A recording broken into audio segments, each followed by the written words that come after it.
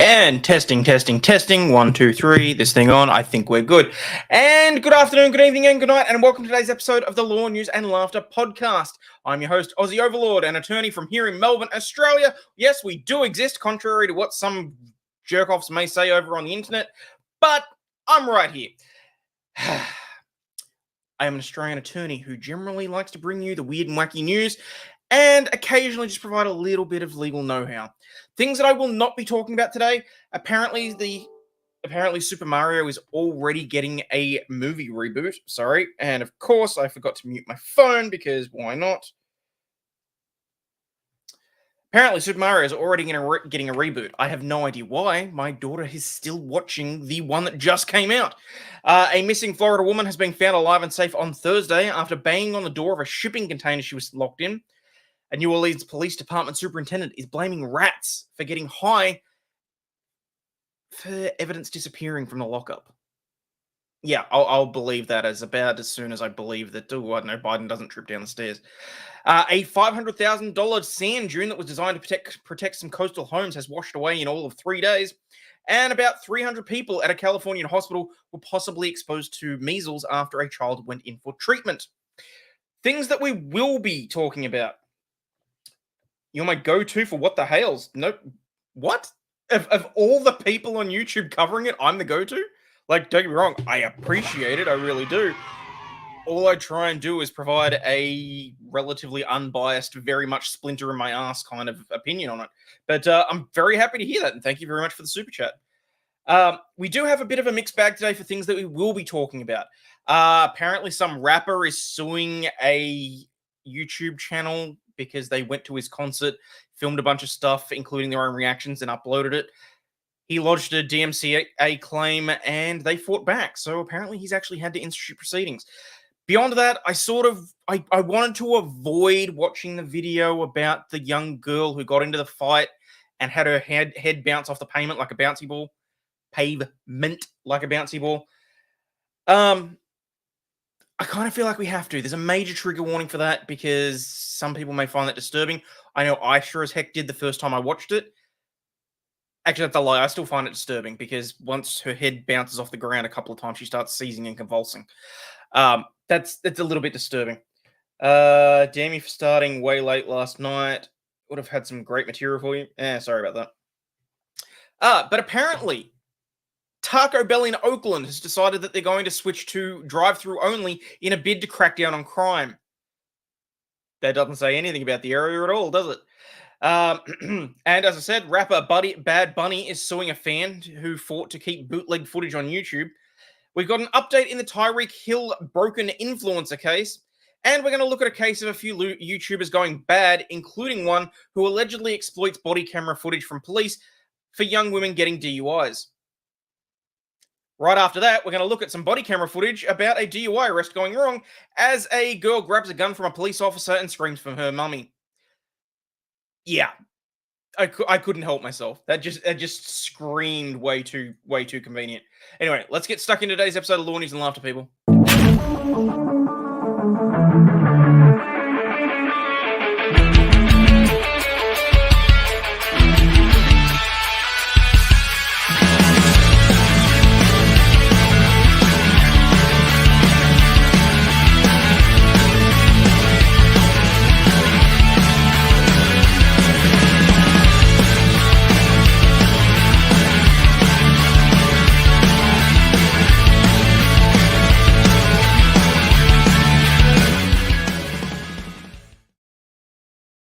Did they really, Jason? Also, Jason, thank you for the emails. For anyone that doesn't know, I accept submissions for news articles that I need to look at, both through X and through my email address, aussieoverlawd@gmail.com. Jason, I love you for sending through news articles. I will be perfectly blunt, though. The 4 you sent through this morning,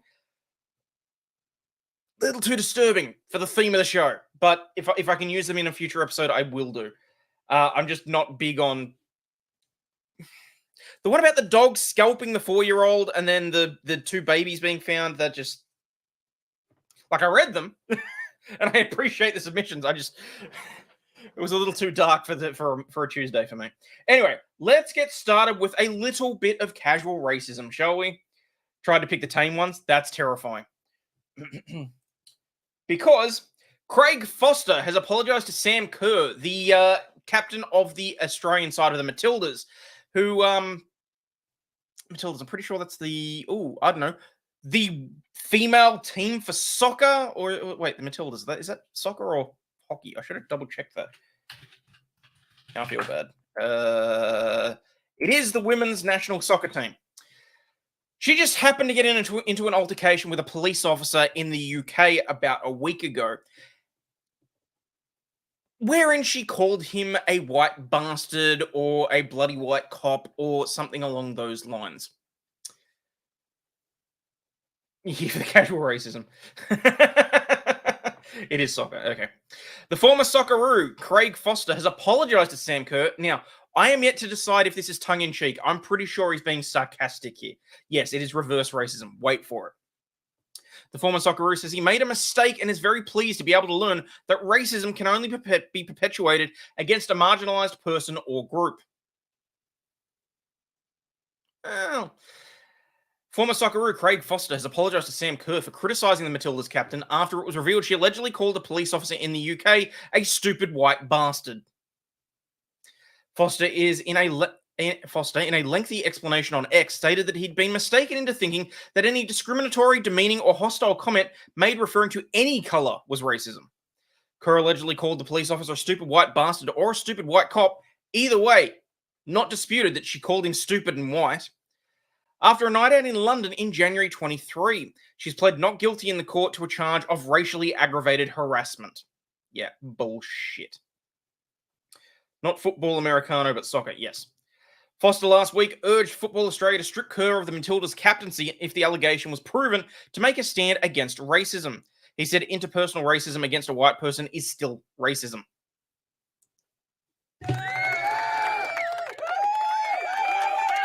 It seems like it's straightforward and it's, I don't know, like common sense? But on Saturday, he explained that he had changed his mind. Like many, I mistakenly thought the comments that referenced any colour and were discriminatory, demeaning, or hostile were a form of racism. I apologise to Sam for that mistake, he wrote on X. Judging from the coverage and comments and conversations we're all having every day, there were major gaps in knowledge about how to deal with situations where the descriptor white was used in a derogatory way. Just sent you some breaking Vince news as of 2 hours ago. Thank you. As many experts and leading anti-racism groups have pointed out, interpersonal comments can be offensive, abusive, or inappropriate. However, racism can only be perpetuated against a marginalized person or a group which anti-racism frameworks are specifically designed to protect. Foster cited the Diversity Council of Australia's definition of racism as being when someone with race-based societal power discriminates, excludes, or disadvantages a racially based person because of their race, colour, or descent. The football commentator said, in Australia, definitions of racism were not designed to protect me as a white Anglo-Australian male, nor a white police officer who has even greater legal or racial power. He said he was not surprised at all to have made a mistake, and he is very pleased to be able to learn. Foster said no one should be scared, embarrassed, or reticent about doing their best to understand and confront racism. Foster has been an outspoken advocate against racism and was appointed as a member of the Order of Australia in 2021 for his work on multiculturalism, human rights, and refugee advocacy. In his apology, he directed readers to the Guardian opinion piece by Alana Letton and Francis Awatife, who argued that racism in the context of Kerr's case was no longer the ideology that accompanies racial capitalist symbols of colonialism, slavery, and imperialism. It has become a matter of individual morality. Race, best understood as a technology that produces and maintains white supremacy as a global system of power, is reduced to bad behaviour, they wrote. Sam Kerr, who is of Indian descent, has been backed by various figures in Australian sports and politics, including the Premier of her home state in Western Australia.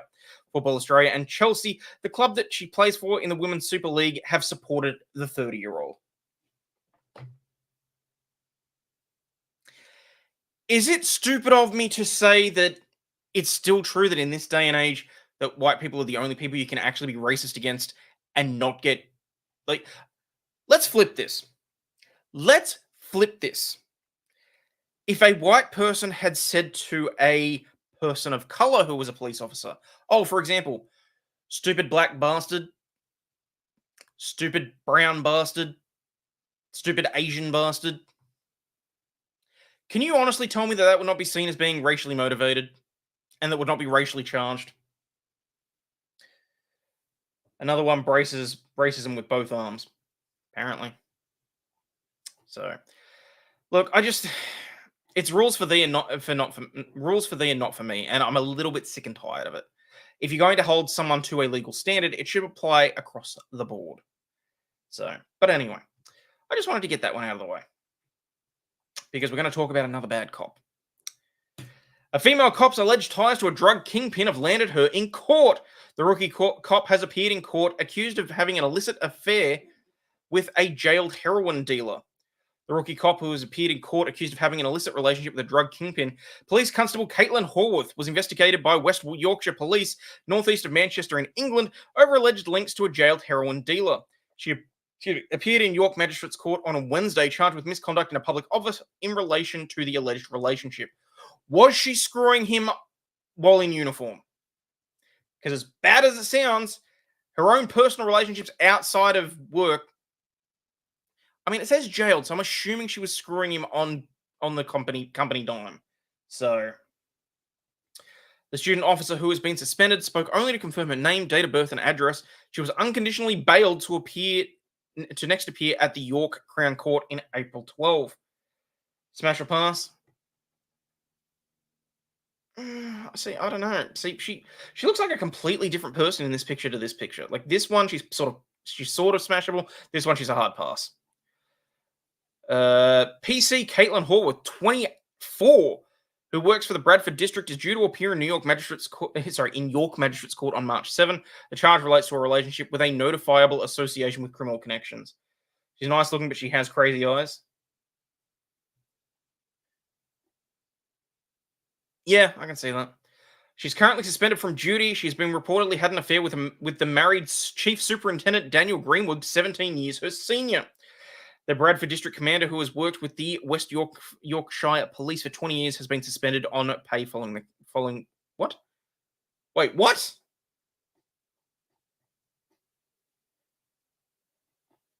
So she's on charges for having an affair with someone with a drug dealer behind bars, and her boss, who is 20 years her senior, has also been suspended with pay because they were rooting on the job as well. That sounds fair. Bradford, where the police protected a groomer. Oh, great. It's ironic. My mate went to a sex health clinic that was listed as open to everyone, including LGBTQ, sex workers, Indigenous groups. They turned him away. They don't accept straight white males. Are you serious? How the... Is that not discrimination? I'm sorry. Come on. So...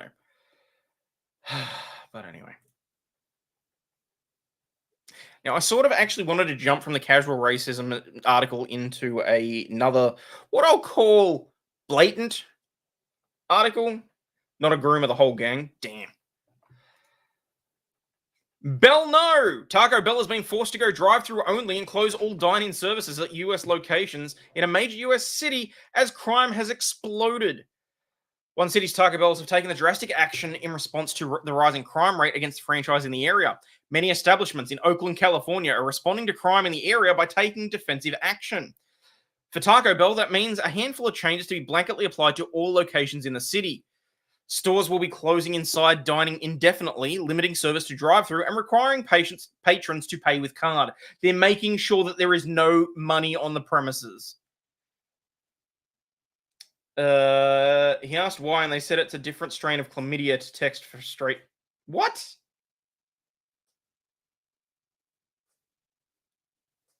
Did the cop try to drug the kingpin? That's a damn good question, actually. I'm not surprised it's Oakland. Why would anyone be surprised that it's Oakland? The toilet paper bill got too expensive. No, they're probably more worried about the daily refurbishment bill for all the damage done.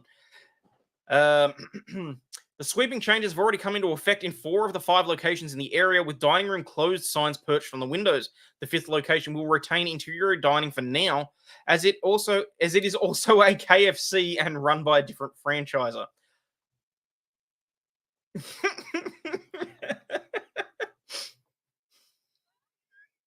I could make a really bad joke about the fried chicken here, but I'm going to move on. Closing Taco Bell locations in the area are run by diversified Restaurant Group, DRG, which sources divulged to the news outlet, decided to implement such changes in response to the crime in the area. After perceiving a recent spike in violent crime in the city and it was a safety and business decision that came soon after from DRG, claimed one insider. An owner of one of the locations reportedly threatened to close down, citing crime and demanding to speak with the city about better security. I need glasses, you fuzzy. I'm fuzzy? Really? Haven't in specific areas, but they just changed rules everywhere not to target poors and darks, apparently. How was the Manwich? The Manwich was good. I think that I probably didn't need to put the American cheese on it, but it was actually not that dissimilar to our traditional sort of like spaghetti bolognese pasta just being mixed through and put on a roll. So at least I don't have the current France problem where farmers deposit manure in the lobbies of the fast food restaurants. They're closing Taco Bells here because of global warming. What? What? They're closing Taco Bell because of global warming. What is that? Because the guacamole uses avocado and therefore it apparently it takes a lot. You look positively Australian these days. Thank you, Todd. I try. Oh, hang on, I can do you one better. There you go. The methane emissions. No shit. I figured it was the water usage and the deforestation used for the avocados. This meeting is planned to take place with police increasing the patrols in the area. Taco Bell has been a popular target for crime in the area, with 3 Taco Bells facing crimes in a combined 6. What? 3 of them facing a combined 6 times in the past. Why did you not just say 3 of them have been held up twice in the last year? That would have just been easier. On one occasion, 2 perpetrators broke into the establishment after hours stealing items from the kitchen. They really wanted the Taco Bell sauce. In another incident, 2 people stole the register keys and made off with a whole $125. Most recently, on February 21, 2 individuals used a truck and cable to steal the safe with $20,000 inside of it. Just go to Detroit, bulletproof glass on the entire counter in the drive-thru. No shit. Despite the policy changes being born of safety, customers have been left unsatisfied with how the service is being handled. There should always be an opportunity to sit down inside, relax, and enjoy your meal, said customer Isaiah Huggins. Taco Bell is often coupled with a KFC here. It's so great. Interesting. It's very sad that the general public has to suffer. Criminals are making the quality of life worse for everyone here in Oakland. It means a lot to me to sit down and be able to eat in peace and have an actual conversation, said Maria Ledesma. Maybe sit down at home and have the conversation in peace where you may not get held up at gunpoint. Just a thought. It's sad because a lot of us grew up coming to these places to spend time with our families. Now it's rough. You have to look for different locations to eat. The list of crimes against Taco Bell in the area is extensive, with some stores potentially having returned thieves. In January, 4 suspects failed to remove a safe after breaking in. Just under 2 weeks later, 2 people broke in and successfully made off with the safe after using a floor jack to remove it, along with $2,700. Oh my god, the damage to the floor would have been more than the safe value. Far out. A franchise owner in Oakland has reportedly been in contact with Taco Bell's corporate office. The franchise owner and operator has informed us that they are consistently evaluating and working to ensure a safe environment by implementing procedures such as closing the dining rooms and hiring security guards. And they've taken extra measures to meet with local law enforcement, Taco Bell Corp told the Daily Mail in a statement. Law enforcement in the area has spoken up about the fast food place changes. When it comes to robberies in particular, this is the worst we've seen it in many, many years, a source told said a source from Oakland police. No shit. Do you think maybe that's got something to do with how badly people are struggling? Like, don't get me wrong, I'm in no way endorsing or condoning the activities of stealing from a poor business owner in the middle of Oakland, California. I'm saying that whilst not justifiable, it may be understandable. Like, combination Pizza Hut, Taco Bell for the win. Now I'm just hungry.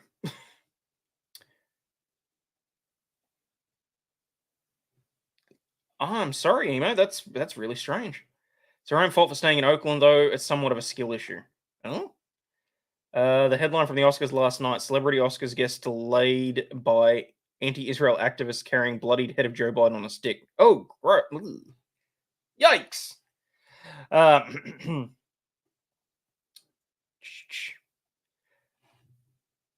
It's sad that when it's gotten to the point when the clientele of Taco Bell can't even enjoy dining inside because of the crime. We're in the midst of a doom loop for businesses in Oakland as crime continues to spiral, they said. The source went on to blame personnel shortages and how the city handles crime. No, they do it because it's easy money to spend on games, rims, clothes, hats, and drugs. They're lazy and want big money fast. Hello, Barton Bella. One could just make $2,000 by working at said fast food joint. Yeah, but it'd take too long for them, apparently. It's also a song. Huh. There's not enough cops and there's no real support for law enforcement in Oakland. The elected officials in general don't have an interest in public safety. They're more sympathetic to criminals than to the businesses or residents of Oakland. And therefore, they cannot be surprised when said businesses close up shop and move to safer areas that are more profitable for them. I mean, if you have to factor in getting robbed every couple of months, you're going to put your prices up. It's a sad day when you actually have to consider getting robbed as part of shrinkage. That would require some semblance of actual work, though. Fair. Minimum wage went up to $20 an hour recently, and fast food places need an excuse to reduce staff. Your hat needs to be croc skin. It's got what's it called? It's snake skin. Because so this hat is actually from Miller's Hat in Houston, Texas.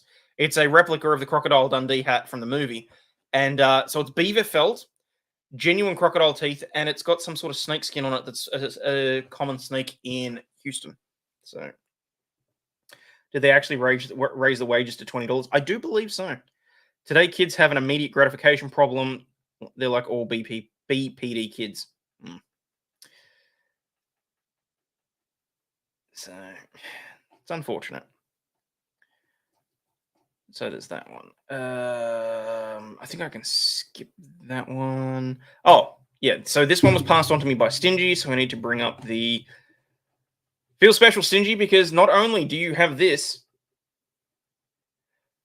I've had this commissioned to turn into a video just for you for when I play something that you send me. I've got my own little stinger in the works for it.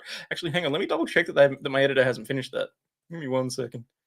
No, we got the 60-second news ones coming up. So, guys, starting probably from tomorrow or the day after, I'm going to start doing a segment called 60-second news, wherein I try and cram as many of the smaller, funny, but not as fleshed out stories into 60 seconds as possible. I have yet to decide if I'm going to add some sort of punishment to myself if I don't get through this certain number of news stories within the 60 seconds. But it's also going to help me because I'll be able to cut them down and use them as shorts and things like that. I'm still working out how to put a timer on the screen. So, you need a stingy trigger warning.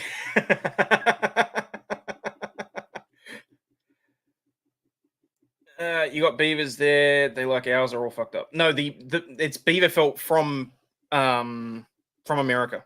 So I actually don't know if we have beavers here. I mean, obviously we have beavers, but not. Yeah. Hey, Leroy, how you doing? All right. Geo Media sells Deadspin, lays off entire staff with barely any notice amid the blackface scandal. Thank you, Stingy. I thought I was done with the casual racism today, but we're just going to add this one because it was all about the Kansas City Chiefs fan, the one that had red face on one side, black face on the other. But Deadspin only showed the black side and then proceeded to lampoon the poor kid for red face and black face, and then it comes out that the kid himself has Indian heritage. Like, American Beaver isn't bad. I've had a few. Face of color, please. Sports blogging site Deadspin was sold to a European startup, and the staff was reportedly fired with barely any notice on Monday, just months after the publication was forced to apologize for wrongly accusing a young Kansas City Chief fan of wearing blackface. Jim Spanfeller, the CEO of parent Geo Media, broke the news of the layoffs and Deadspin's sale to Lineup Publishing in a memo to shocked staff. The latest piece of the company's crumbling empire to be dumped amid a wave of job cuts roiling the entire industry. Lineup will not carry over any of the site's existing staff and instead build a new team more in line with their editorial vision for the brand. Not a whole bunch of assholes that make fun of a kid and try and just... No. While the new owners have planned to be reverential to Deadspin's unique voice, they plan to take a different content approach regarding the site's overall sports coverage. That's literally the NFL needs to speak out against Kansas City Chiefs fan in blackface, native headdress. The kid's like grandfather or something was a tribal elder. The terms of the deal were not disclosed. A rep for Deadspin said 11 staffers based in Los Angeles, New York, and Chicago were canned. Among those were the senior writer Karen Phillips, who penned the incendiary column last November about the accused 9-year-old Chief fan Holden Armenta of racism against Native Americans and black people for wearing blackface and a headdress to a football game. The site ran a photo of Holden showing just the right side of his face, which was painted brown under a headline that blared, "The NFL needs to speak out against the Kansas City Chiefs fan in blackface." However, the photo of his full face showed it was painted both brown and red. Is it brown? I suppose it counts. Hey, Jude. Hope the kid ends up owning Deadspin. I don't think he will. I think that someone else is... But I mean, it's Europe, so we've got to be careful with exactly how this plays out. Where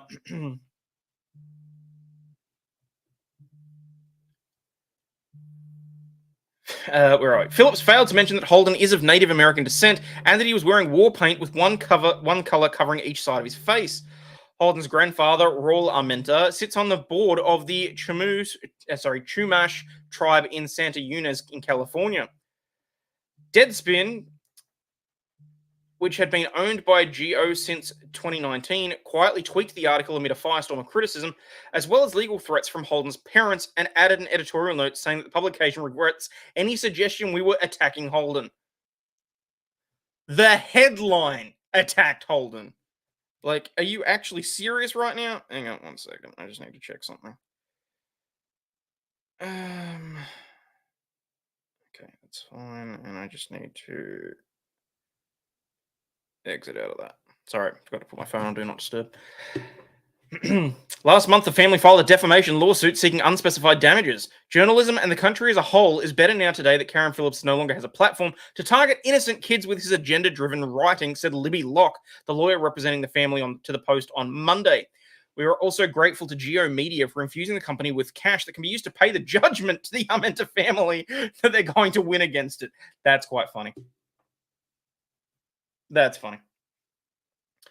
Post reached out to Phillips for comment. Phillips, a former New York Daily News columnist, had ripped Holden's Native American headdress and his tomahawk chop gesture, claiming the boy found a way to hate black people and Native Americans at the same time. It takes a lot to disrespect two groups of people at once, Phillips wrote in the article, which has since been tagged with a community note on X, branding it purely deceiving.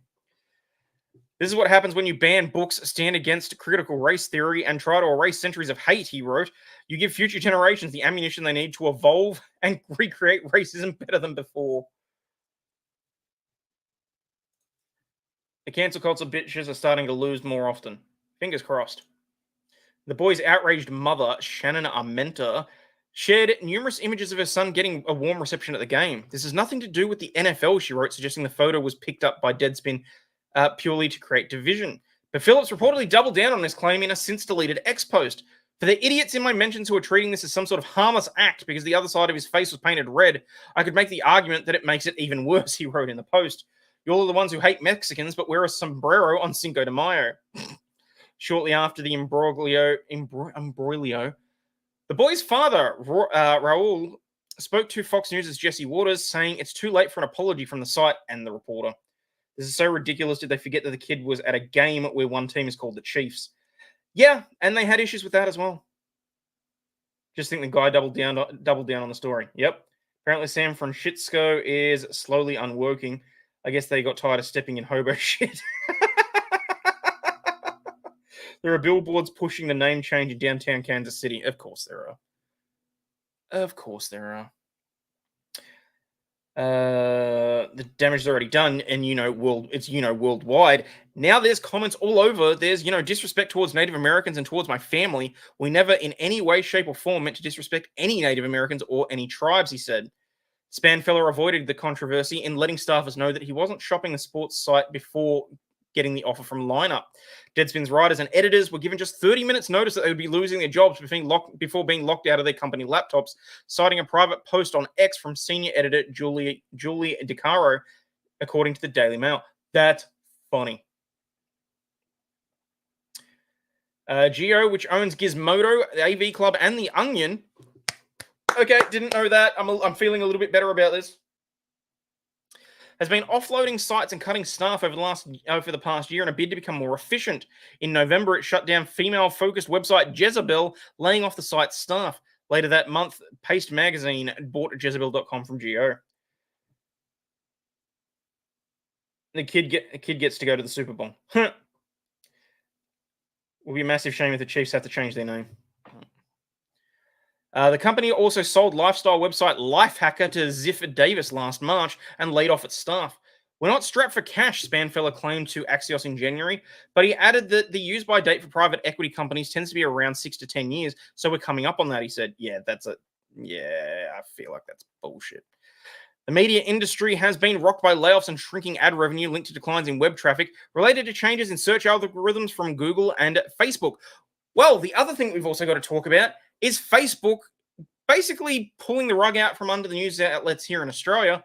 But we'll talk about that in a second when I can have a little bit of a rant.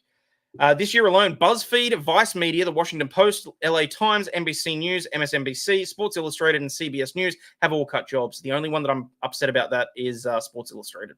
That's a shame. No, look, the whole thing with Facebook was that when Facebook itself was taking news articles and sharing them across Facebook and providing news from specific news organizations like 10 News Media, like Crikey, like pretty much any of the Murdoch news institutions and that sort of thing, they were required to pay for using the work. It was a licensing arrangement. Now they've basically said, no, we're not doing that. We're not providing anything. I mean, the whole idea, it's because Facebook realized Australia isn't real. Bite me, migraine. Sports Illustrated can get fucked. They went woke and got what they deserved. Took you 2 attempts, but you got there. Commanders have the right to change their name again. Commanding is too problematic a word. What? Oh, the Commanders might have to change their name. What?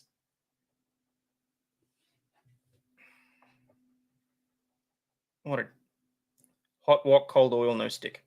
Okay. I shall trust you on that. Because I have no idea what that means. So anyone that follows me on Twitter may have seen me post about this earlier in the week, but I do want to talk about it. Man named D's Nuts arrested, charged with battery with D's Nuts. A man in Green Bay with a one-of-a-kind first name was taken into custody after an alleged disturbance on the city's east side. According to the criminal complaint obtained by Local 5, 42-year-old D's Nuts Kroll was arrested following an incident involving a gun and an acorn. On March 5 at around 10 p.m., officers went to the 900 block of East Walnut Street for a reported disturbance. When officers got to the scene, 2 people were brought to the squad car and placed in the back. Additionally, officers took Kroll into custody, and he was reportedly standing outside with no shirt on. The complaint says that Kroll appeared to be highly intoxicated, but he did follow officers and commands. He always mentioned that authorities identified Kroll by his Wisconsin ID card, which said, D's Nuts Lee Kroll. D's Nuts Leak. Roll. That's bad. D's Nuts Kroll. The 2 people who were originally brought to the squad car said they were arguing with Kroll over the phone at around 8 p.m. About 2 hours later, they found the door to their residence was locked. One person who said that Kroll opened the door and punched them with a closed fist in the shoulder. This led to a physical altercation, according to the complaint. At one point, Kroll allegedly got a gun. Authorities later took the gun into evidence and found that it was a CO2 BB gun and was reportedly loaded and had 8 silver 4.5mm BBs. When authorities interviewed Kroll, they claimed that it was apparent that he was talking in circles, though the official complaint said he was referred to as D's Nuts. He's been charged with a misdemeanor battery with up to 9 months in prison and disorderly conduct and the use of a dangerous weapon, which is a misdemeanor with 90 days in jail. Court records show that he's scheduled to have his initial appearance on March 6th at 2 p.m. No information has been updated. However, arrest records show he was released from jail and had a $1,000 signature bond. And see, the follow-up to this is that Mr. Beast apparently got involved. Because he could. he just randomly decided to be a smartass on X and say, yeah, this guy better change his name quick if he doesn't want to get sued. Like, I get that it was probably being facetious and joking and that sort of thing, but at the same time, you don't have to be a dick, you know? And I was sort of like, how is this news? But, you know, apparently. Whoa! Wooksy dropping in as a new member. Thank you very much for that. Appreciate it. Where are we? Also, guys, just a reminder, $50 does get us Labracadabra Cam, but more to the point, if you do feel you want to contribute to the channel, I do actually prefer you gifting memberships because it sort of builds more of a tight-knit community and just sort of keeps me happy as well. Come on, you've been to Walmart here. We are crazy or act like it to keep the real crazies away. Vince, you have no idea how truthful that is. As an Australian walking in downtown Houston last August on my own, out under an underpass, I decided to do the craziest thing that I could think of, and I started singing Waltzing Matilda to make sure that everybody knew I was an Aussie and that I was of no threat to anybody.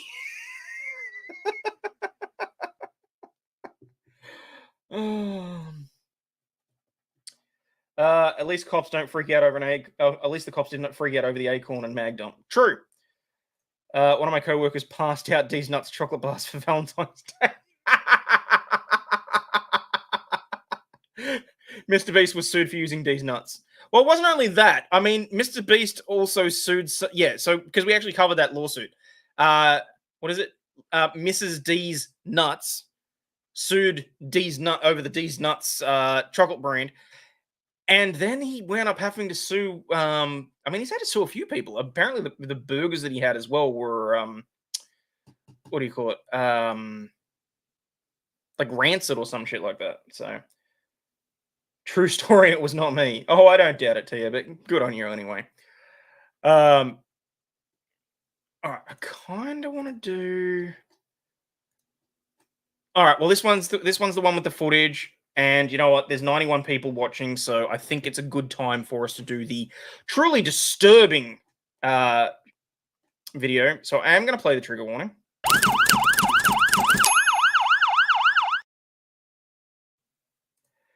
Teen girl is left in critical condition after high school mob beatdown in Missouri as shocking footage shows her head being repeatedly slammed against the concrete until she blacks out. Let Mortal Kombat begin. This was so, like, beyond the pale. I had to watch this footage 3 or 4 times because of how mortifying it was to see this. And the funny thing is, over the different times that I had to actually go back and watch it, I realized she may have actually thrown the first punch. This may, I mean, aside from the excessive force of slamming her head into the ground, there may be. Where's Branko when you need him? Saw a video of a cop delivering someone's takeaway order because he arrested the delivery driver and wanted to make sure the food got delivered.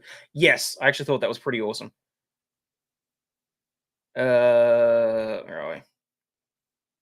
He was at a comic convention and had to go to Walmart to see the Deep Crazy. Yeah, I went to Walmart a few times. I didn't wind up going after 2 a.m. like everyone kept telling me that I needed to, because if that's when I wanted to see the real batshit crazy people, that I needed to do that. Ironically, didn't feel safe doing it. Even when Mighty was with me, didn't feel safe doing it at 2 a.m. Don't think I can watch this. Well, look, I'm going to go through the news article. The video itself goes for about a minute. So I'll let you know when we get to the video, and then if you need to, you can just like look away for 60 seconds or something. This is how everyone claimed next Benedict was assaulted if there was footage. Really? Attempted murder charge, though everyone knows that can kill someone. Yeah, no, I agree with you. Blacks out. That's racist. Hey, Max, how you doing? But I do have to get you for that one because... That was a racist slur! I love these videos. Always choose life, Aussie. Exactly. A teenage girl is in critical condition after another teenager repeatedly smashed her head into the ground during a brawl near a Missouri high school. The fight broke out at about 2:30 p.m. on Friday near Hazelwood.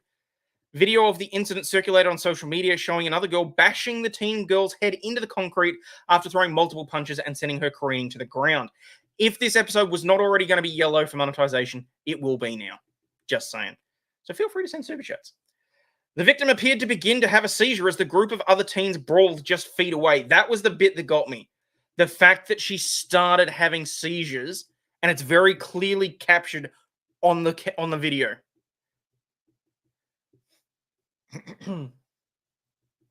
At the jungle outlet. That's really what it made me think of. Police found the girl suffering from a serious head injury near the intersection of Norgate Drive and Claudine Drive, at roughly a 5-minute walk from the high school campus.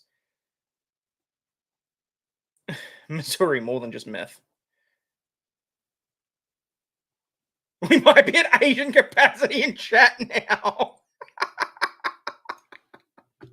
Oh, that's bad. The teen, whose name has not been released, I believe it's Kaylee, was taken to hospital and remains in critical condition. A 15-year-old has been arrested on Saturday and charged with assault. She was taken to St. Louis County Family Court and remained in custody as of Sunday afternoon.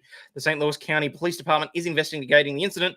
After news of the altercation broke, the Hazelwood School District released a statement condemning violence within the community.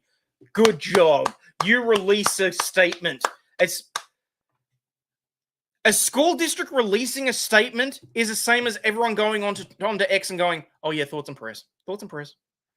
Like, we're sorry that it happened. Thoughts and prayers. Fuck you.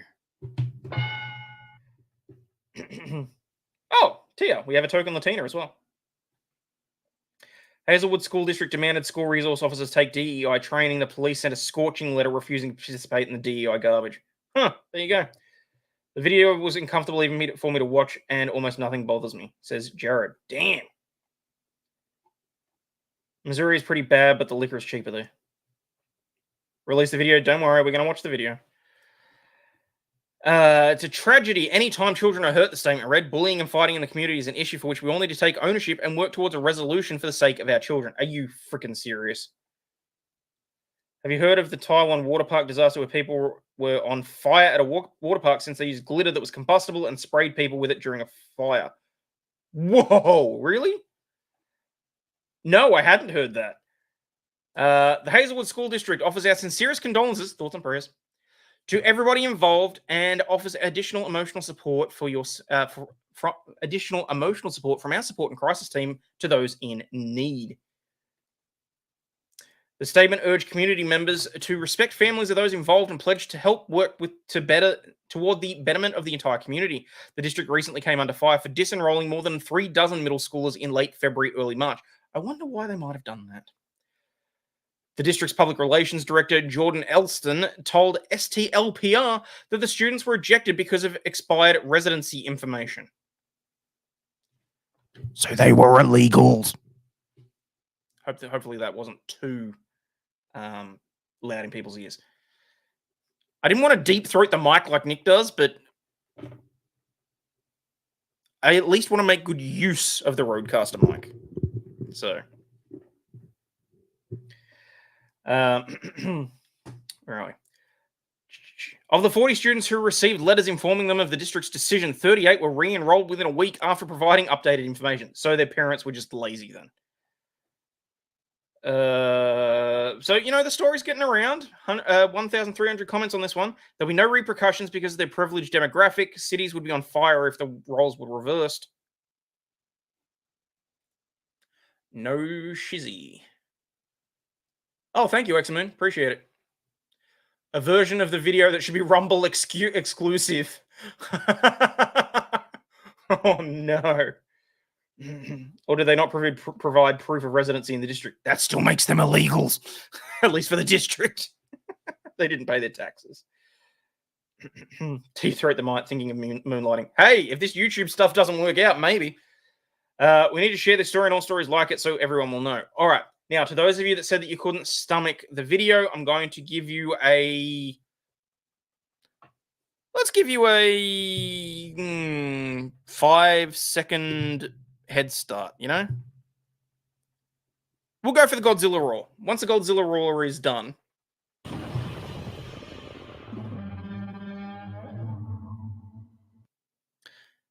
All right, here we go. Warning, the following video contains images that some people may find disturbing.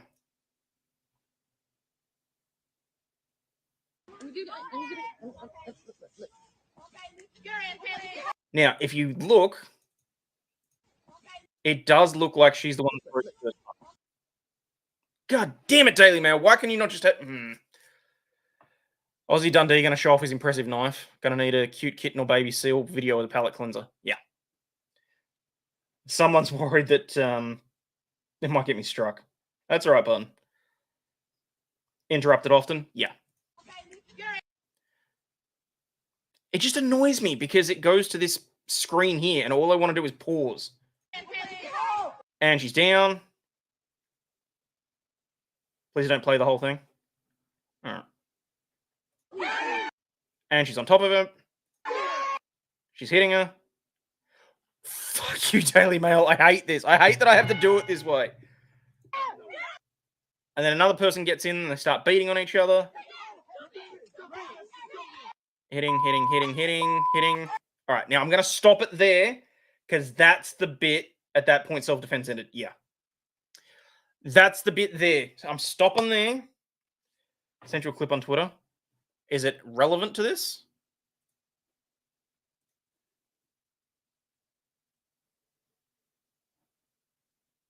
Oh, yeah. I suppose that works. Okay. Thank you, Stingy.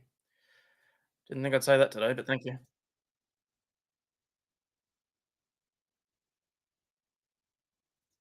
Okay.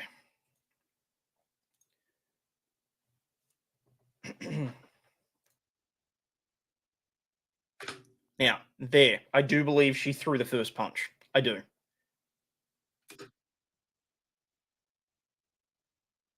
That's a fight. That's excessive force. That's beyond the pale of whatever else. Elijah's take on this one was almost based. Almost. Really? He still fucked it up though. So it's the hitting. It's at this part where it gets nasty. This happened about 10 minutes from where I'm sitting. No shit. Stingy always coming to the rescue. Yeah. Now I'm not actually gonna. Fuck! I didn't mean to play that through. Just think we still have little shits up here that are trying to do fight vids on the random people. Yep. Wonder if I can just. Yeah. So she's literally got her by the hair and then the throat, and she's going like this into the pavement with her head. It's rough. I'm not gonna show the actual head bouncing because that to me is probably going that little bit too far for YouTube. I will show you the aftermath, however, because that is just like.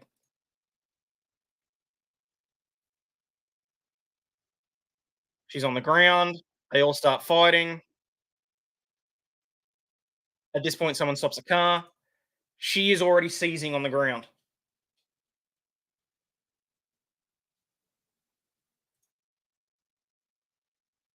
And the bitch just steps over her.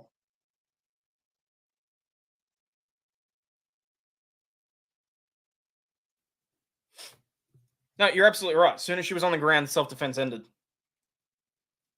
Hope she's not paralyzed. It's significantly worse than that just cause. She is still. So this was Saturday. It's what? Monday, and she's still listed as No, that's why I'm talking about it, MG, because she has not actually died. There are multiple sources that are reporting that she has. There's multiple sources saying that she hasn't. My understanding is she is still in a critical condition and may not survive much longer, but she hasn't actually died.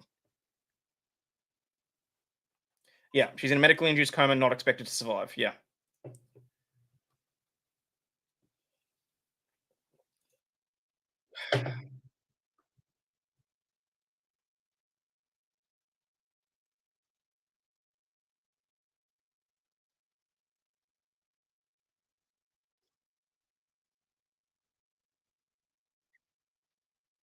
Notice how she's still on the. You heard on Sunday she passed. I'm gonna trust Eileen because it's in her area. Going to regret filming a bit. Oh yeah. Is it going to be Exhibit 1 in the murder trial? So, well, they're pushing for. Oh, Eileen coming in with a clutch with the name of the defendant as well. They're pushing for her to be charged as an adult. That was a mostly peaceful gathering. More than likely brain dead from the sounds of it. Yeah. Okay, well, once she passes, it's clear-cut murder. Yes, I agree with you. Absolutely. Now I've got to work out how to... Oh, you know what? I can just remove that from the screen while I switch, because I don't need everyone seeing my messages. She should absolutely be charged as an adult. All right, so here was a follow-up article by The Revolver. Is Kaylee alive or dead? Update on the teenager after the 15-year-old black girl beat her head into the ground like a savage. It's a video that's shocking the nation. A hate crime committed on camera while everybody's sitting back and filming and doing next to nothing to help the white teenager who is being brutally beaten to within an inch of her life by a black girl in a skirt. The question now is the teen victim reportedly identified as Kaylee still alive? We know that she was rushed to the local Missouri hospital with life-threatening head injuries. Now rumors are floating that she's passed away.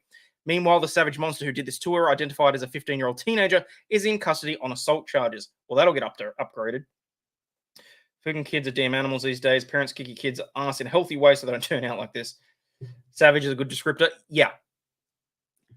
You can find the actual footage anywhere you like online. X is a good place to look if you want to see it yourself. I can't, in good conscience, show it on YouTube. The head bouncing off the concrete is stomach-turning. The beatdown happened in the street near the high school. In a blink, the black student knocks the white teen Kaylee to the ground and starts raining down punches on her. When another girl tries to step in and help, she suddenly finds herself under attack from more savage teens. The situation escalated when DeClue grabbed the victim by the hair, slamming her head into the concrete again over and over again. The victim took a brutal beating with her head hitting the ground at least 4 times following the punches to her face. Prefer feral. Feral works. Now the question is, how is Kaylee? Well, the good news is she's alive. According to the report by the Times Now News, they spoke to police officials who debunked the death rumors and report that she is still alive. Currently. When was that? That was the one that was updated yesterday. As for the latest on her health, details are scarce. The internet is rife with rumors claiming she's in a coma, which after witnessing the racially charged hate crime wouldn't be so shocking. Unfortunately, this isn't an isolated incident. We're seeing an uptick of black on white violence, even as the propaganda media tries to paint Trump supporters as the dangerous ones. Oh, we really had to go there. Yeah, that's not a hate crime. It's awful, but not a hate crime. Depends on how it was motivated, Mistrust Loon. I mean, if it was a fight because one of them said something racist and it was actually racially charged, maybe they can swing it. It depends on how it looks in front of a jury, really.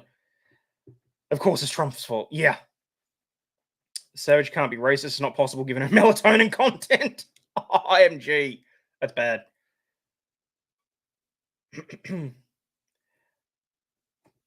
Yeah. So, look, I felt the need to discuss that simply because there were the whole things going around about her being deceased. I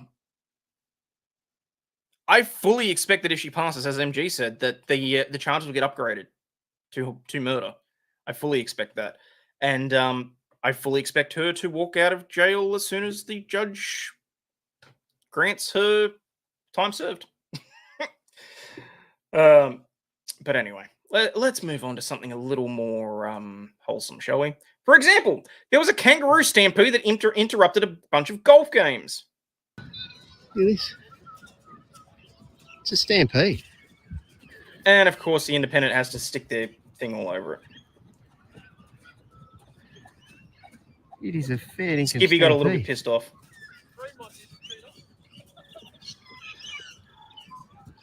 If it was Michigan, the parents would be charged as well. Yes, Rue's gone wild. Where are we? Hang on. Golfers at a course in Victoria captured video when their games were interrupted by a stampede of kangaroos hopping through. Stephen Roche posted a video on social media showing the fair income stampede of kangaroos that appeared during his game at the Heritage Golf and Country Club. We have kangaroos on our 2 courses at the Heritage Golf Club, but I've never seen this before, Roche wrote. He can be heard in the video asking the marsupials not to stand on my golf board. The second golfer, Michael McCarthy, replied with his own video taken from another angle. He said the parade of roos felt like it went on forever. Wait, there's a... Second video. By all means, let's have a look at that. Oh, that's awesome. It's like the scene from Jurassic Park. Dun, dun, dun, dun, dun, dun, dun, dun, dun, dun. Move 'em up, rawhide. Look at that.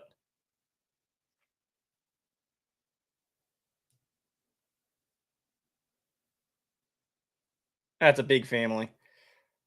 What's all the Aussie golfers in Live doing with about this horrific tragedy? Kangaroos are a-holes, but emails are just outright. Yeah. Yes, kangaroo meat is edible.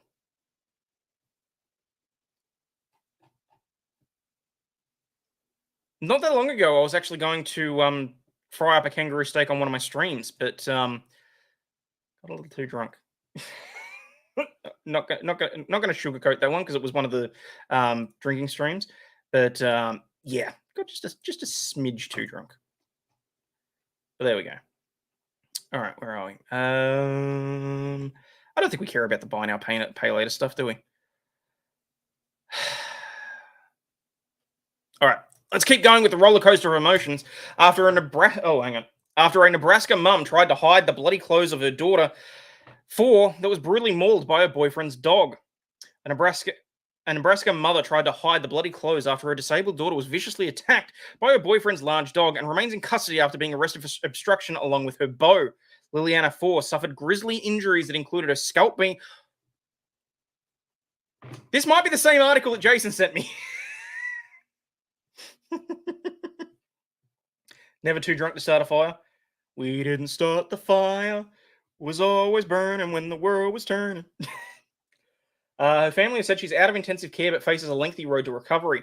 Omaha police said the girl's mother, Danielle Stratman, 25, attempted to divert attention away from what had happened by changing out of her blood-soaked clothes and hiding them under a bed when officers responded to a call about a child being bitten by a dog. Oh, she's adorable too. Wait, what? That's really bad.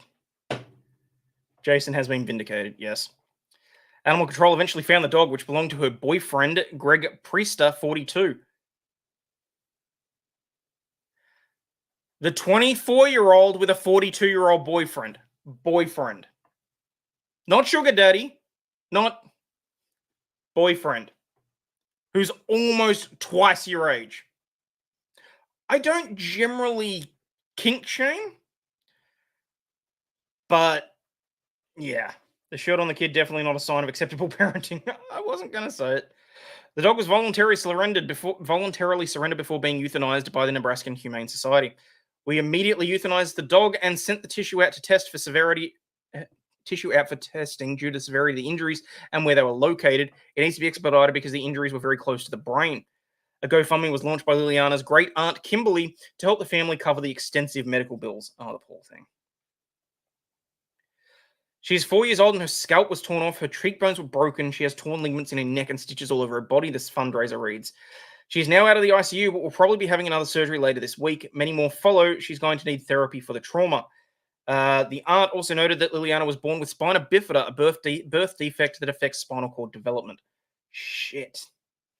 Wouldn't want to be anywhere near that dog after that. Hiding that from the police is insane. That's your daughter, exactly. No, Jem, she would have done it to try and make sure that no one faced criminal charges because depending on the situation, either she or the boyfriend could have faced charges. In Nebraska, had not heard about that. That's why I do this show, because we cover the news articles that the bigger channels don't, that we look at all the stuff that may or may not get swept under the rug. What did the kid do to cause it to go that? Did she poke it in the ice or the eye? I can't imagine a dog doing that for no reason. I think maybe they're also checking it for rabies. Please tell me she's being removed from the custody of the adults. I believe so, yes. So, for example, Pittsburgh officer fired after deadly arrest back on the job. There you go, Jason, just to keep you happy. A Pittsburgh police officer fired for repeatedly using his stun gun on a man. Taser!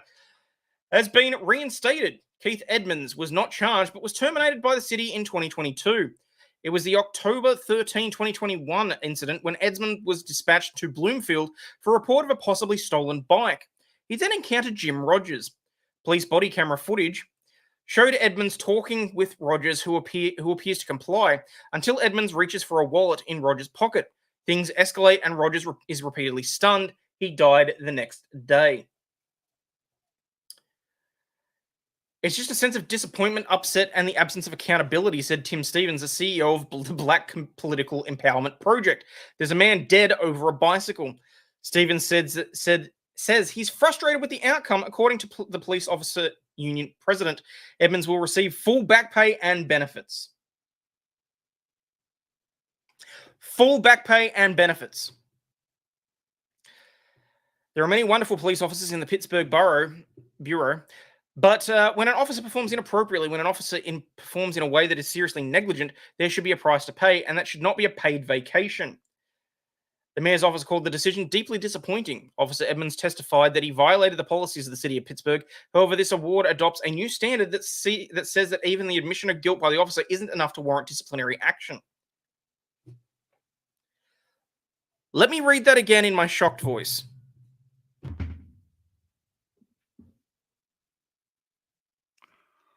The city adopts a new award that has a new standard that says even an admission of guilt by the officer isn't enough to warrant disciplinary action. Admitting you committed a crime is not enough to warrant disciplinary action. It's sad that we have to get American news from a country that doesn't exist.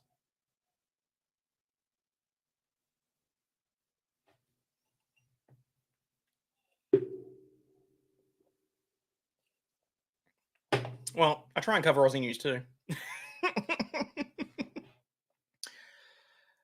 Our city deserves a police bureau that prioritizes treating every resident with dignity and respect, and we deserve a system where officers can be held accountable for their actions. A grand jury investigated Rogers' deaths, but no charges were filed. The city of Pittsburgh settled last year with his estate for $8 million. Edmonds' attorney tells the news partners at the Trib the arbitration process is seen as the most unbiased, thorough process and is a positive decision for Mr. Edmonds, and the positive decision for Mr. Edmonds speaks volumes.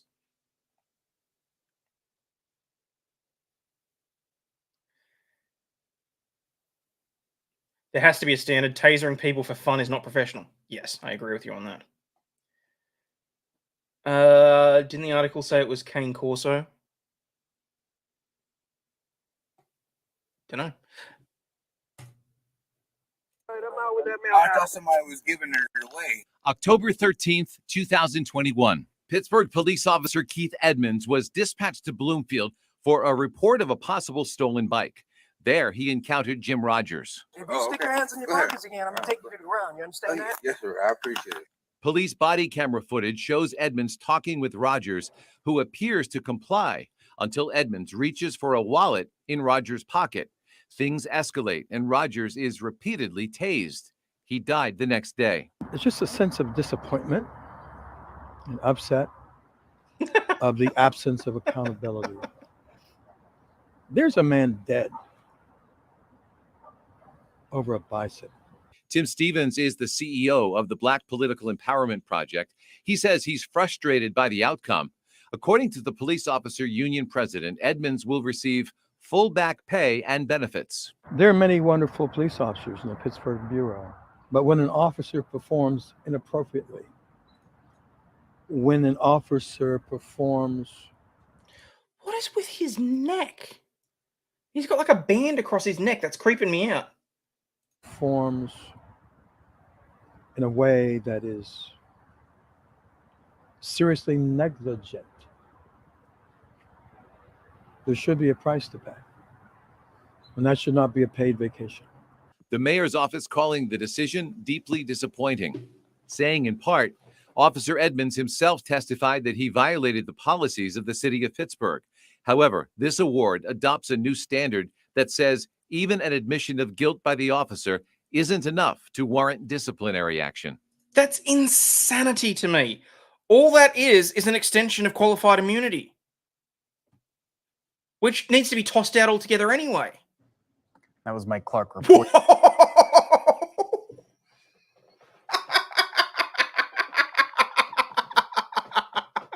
I'm sorry. John Cena's dirty little brother there just got me for some reason. No, not John Cena. Fuck, what's his name? Channing Tatum. Channing Tatum's nerdy little brother. Reporting a grand jury investigated Rogers' death, but no charges were ever filed. The city of Pittsburgh settled last year with Rogers' estate for $8 million. Edmonds' attorney tells our partners at the Trib, quote, the arbitration process is seen as the most unbiased, thorough process, and the positive decision for Mr. Edmonds speaks volume. Was the bike stolen? I believe so, yes. You hear at the start of the video, the cop says something about, what are you doing with the bike? And the guy says, I thought someone was giving it away. So it's potentially he's walked up to somebody's property and just removed a bicycle. And someone's called the cops. Hang on, let's see if we can hear it. It's in the first few seconds. Why'd you take the bike? Why'd you take the bike? I thought somebody was giving it away. I thought somebody was giving it away while I'm sitting there picking my nose. October 13th. So, but anyway. You know, it happens. Like, all this sort of crap really just... oh, hang on. I don't want to close stuff like that because I want to... Shit, I'm supposed to be keeping all these tabs open so that I can update the video description when I'm done.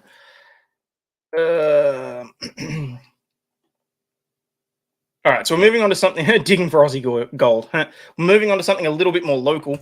Ballarat's collective trauma after 22-year-old charged with alleged murder of Samantha Murphy. A mother from Ballarat, which is a population of 113,000 people, which, as it says, Ballarat is the third largest city in Victoria behind Melbourne and Geelong. You may think that... So here's the thing that you guys over in America have to understand. I think Australia in total has a population of around the same as Texas. So our biggest cities might have a few million. There's a court hearing on a prison guard being sentenced for tasering his lower seniority co-workers. One was 17, did as a hazing prank, as done to him too. He went to jail. Shit. There's like 2 Americans, Hayden. That's not true. There's a few Americans in here. I know, because I get to look at the analytics. Oh, hang on. You know what? I know what I can do here. Pittsburgh police cut staff between 3 and 7 a.m. No longer respond if not in progress emergency. Are you serious? All right, hang on. Where are we? Let's do a poll.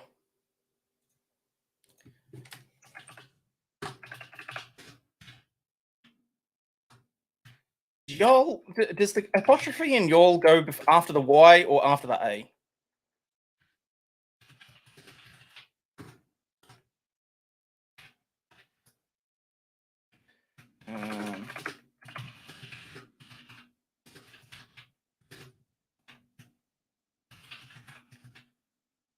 No desk cops at any police stations. All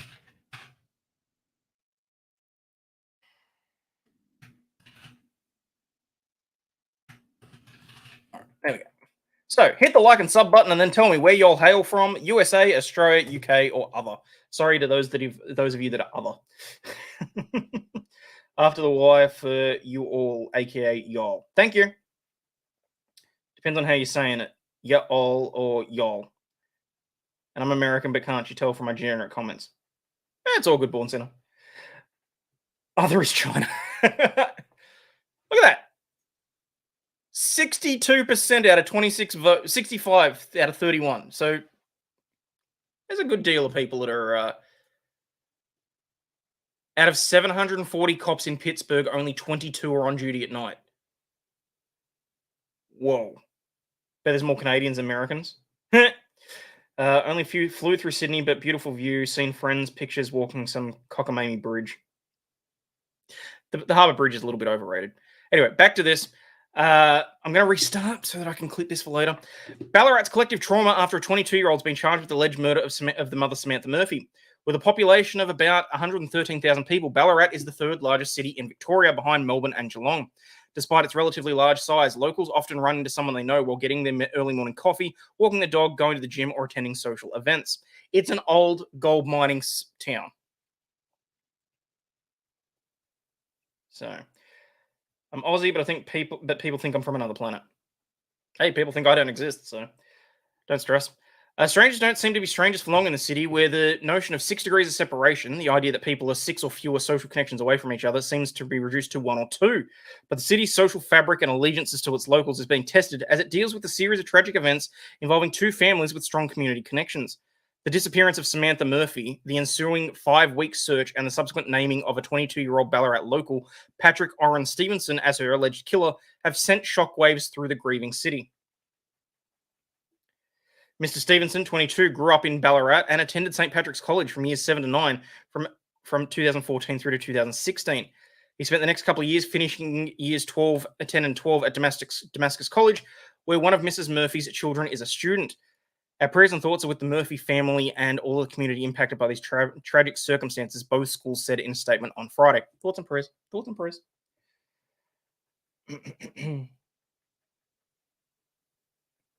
Wait, what's that? I'm old, my eyes are bad, my hearing is poor. Oh, you're Roman, you're early. Some MP, okay. Basically, similar case to the one in the US. The mother went for a jog and disappeared. Yeah. We know you exist, we just think you're from Ohio. Like the gold mining shows, love Oz, but too hot for me. Wanksbury Shaft. It has been mid to high 90s the last 3 days.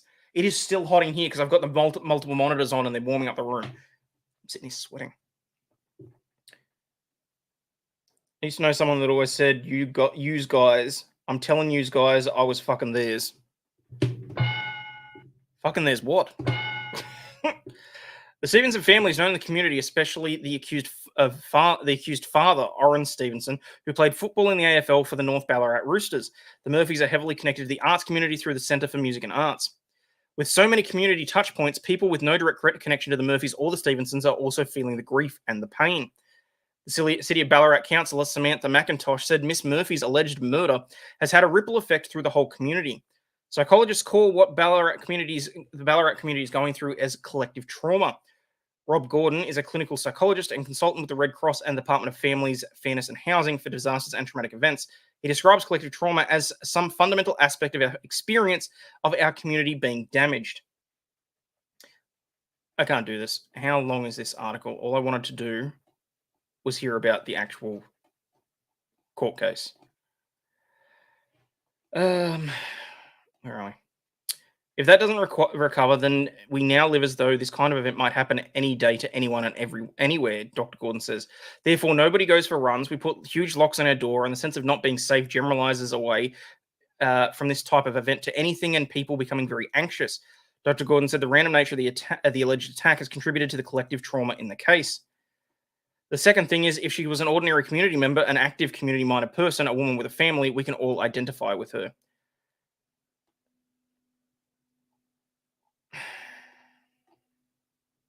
That's annoying.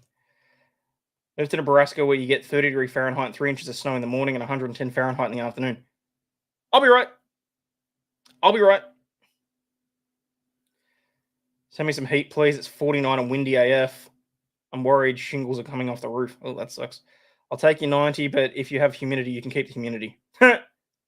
You're a wombat.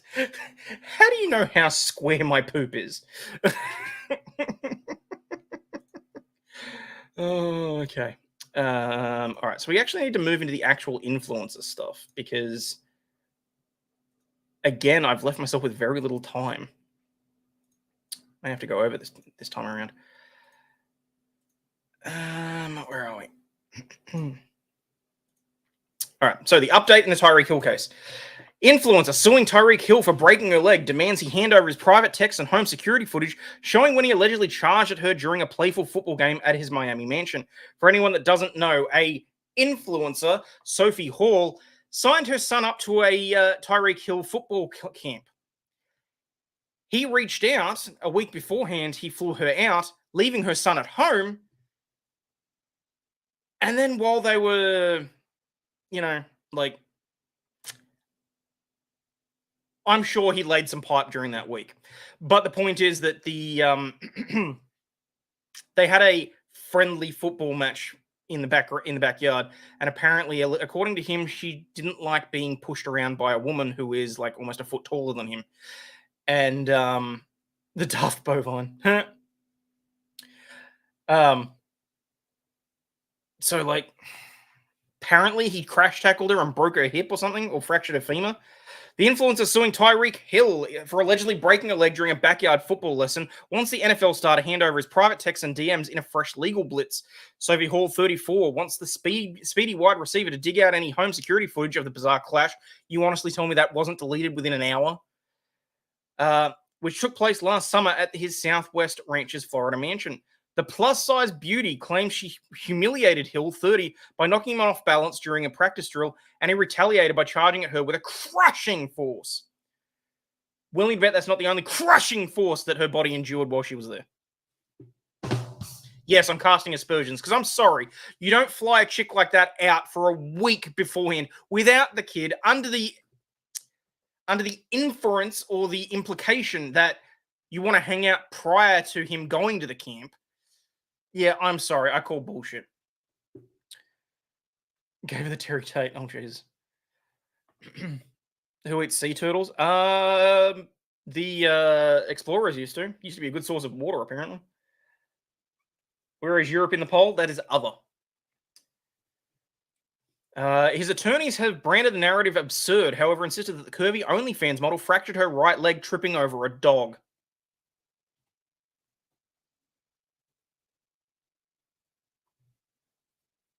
See, now I call bullshit. I was all with making jokes about her and her big-ass fake booty right up until he tried to say, oh, she fractured her femur, which is as hard as concrete, by tripping over a dog. Now, don't get me wrong. I injure myself all the time by tripping over my dog, apparently. Although this weekend it was the munchkin sitting on my foot, which I think has actually retore the... Oh, we got a flux raid coming in. Cheers. She sure is a unit. Oh, yeah. You should see the photo of her. So she can actually stand, and she basically only just has to slightly raise her hand to touch the roof, to touch the, what do you call it, cornice on the door. She tripped over him as she was getting up from the tackle. Oh, I did. I still don't think she tripped, if I'm perfectly honest. In a 5-page production request obtained by Daily Mail, Hall is demanding to see anything Hill may have said about her in his texts, emails, or private messages sent via Facebook, Twitter, Instagram, or WhatsApp. She also wants to see all documents or other correspondence referencing or relating to complaints, allegations, demand letters, incident reports, or other statements that the defendant is physically, emotionally, or psychologically abusive to women. Doesn't he have previous issues with past relationships? Yes, which is why she's going for abuse to women. The 39-point list goes on to demand any and all videos made during the 4-day stay at the $7 million home, including CCTV footage of the incident. I'll be shocked if that still exists. And any clips or photos taken by friends or other onlookers. Julius Collins, representing the 5-time All-Pro, declined to say whether or not any such footage exists. There you go. Also, just briefly, I was rewatching the show yesterday, and the audio sounded like crackly and crap. I'm not sure if it's my headphones. If the audio sounds crap, can you please just let me know? Like, if you can hear me, that's great. But it should be smooth. It should be almost molassesy. Not quite to like Morgan Freeman levels, but hell no, she'll sell the info, let the judge look at it. Well, yeah. It's fine. Thank you. All right. Tyreek is adamant that he's ready to face this head on. I'll bet he is. But as far as the proof we have no comment. We will disclose all of that in court.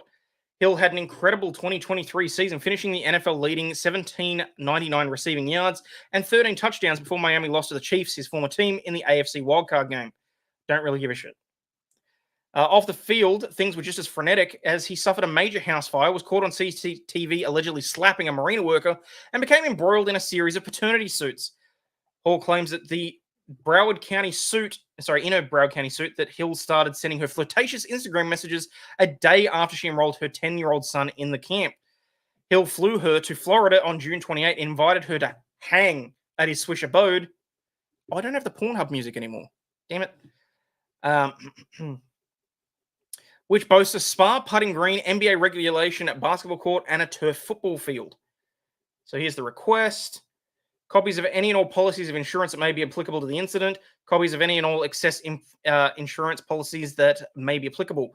copies of any and all umbrella insurance policies, copies of any and all declaration pages for any insurance, or correspondence, letters, facsimiles, emails, text messages, and or any other written communication with anyone other than the attorneys representing you in this case in which the incident that is the subject of the litigation is referred to, mentioned, or discussed.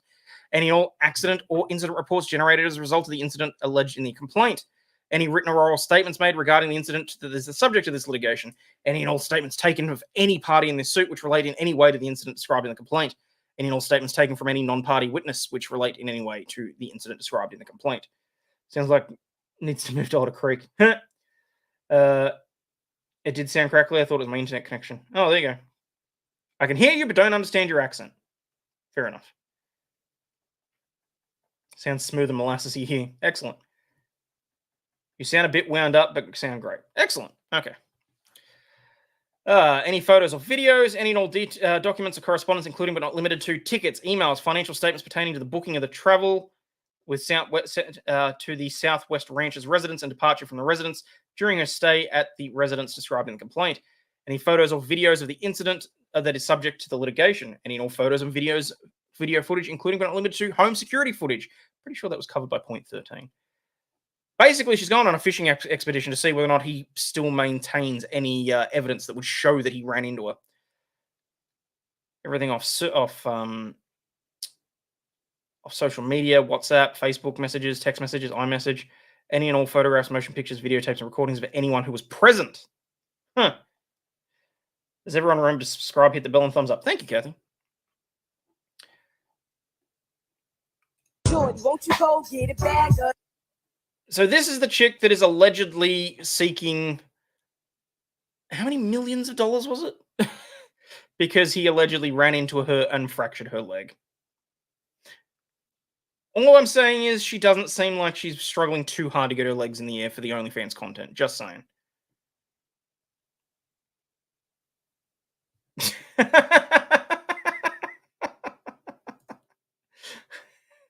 That's a Brazilian butt lift body. And yet she managed to survive. That's like unattractive. Shoes or Crocs? Are they cute? Do they really matter? No, but no one gives a shit, sweetheart. British-born Hall had never played football before. Hill suggested that she join for practice drills so she could learn more about the offensive lineman position that her son plays, according to the complaint.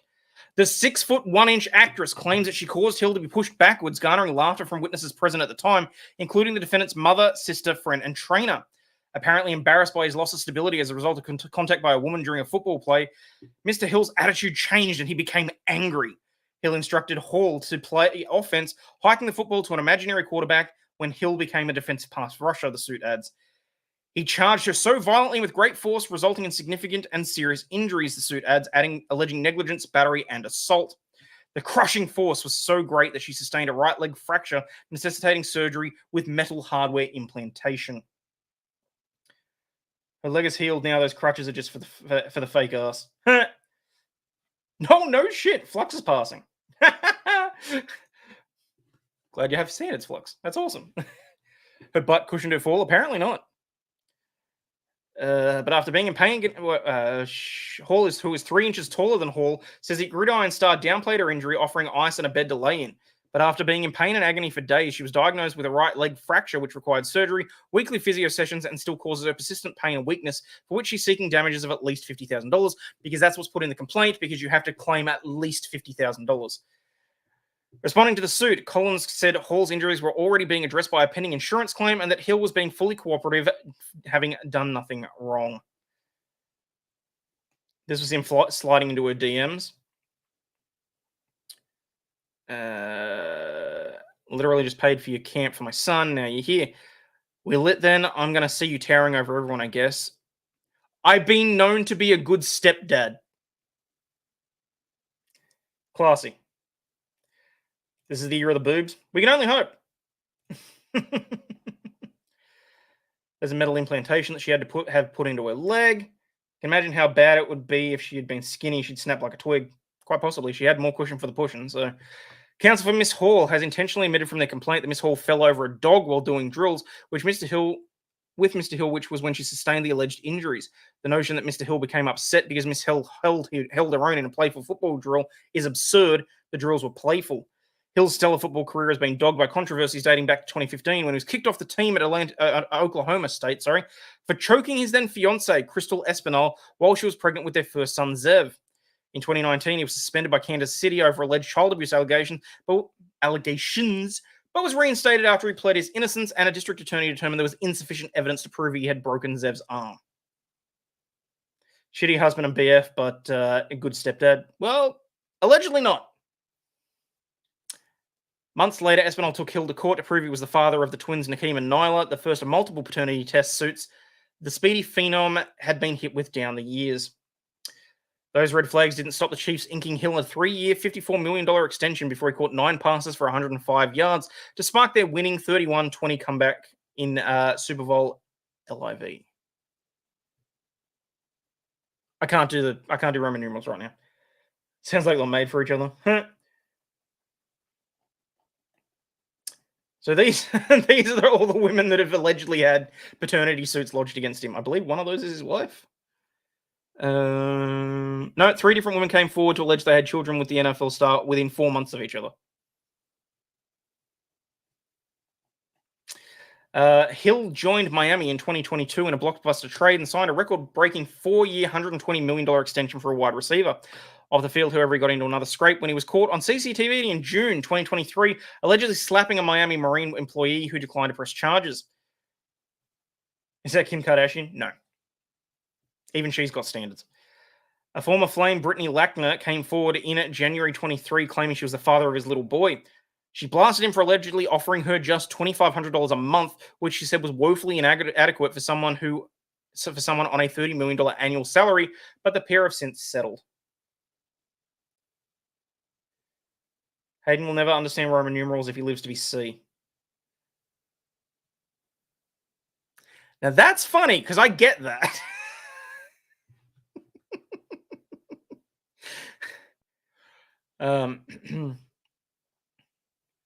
A second alleged baby mama, Kimberly Baker, came forward last May claiming a paternity test would prove he fathered her newborn daughter, Trey Love Hill. Hill married his on-again, off-again fiancée, Keita Vaccaro, 28 in November, only to file for divorce 2 months later. He immediately declared it was an error and said that he fired members of his legal team for submitting the paperwork without authorization. For submitting the paperwork without authorization. How much you want to bet he told them to draw it up and they filed it because the filing date was going to expire and he could no longer get an annulment? Yes, but the baby isn't used to a $30 million lifestyle. Stop getting knocked up for a paycheck. Dude, you can get him a vasectomy. Not disagreeing with you, Barton Bella. Not disagreeing with you.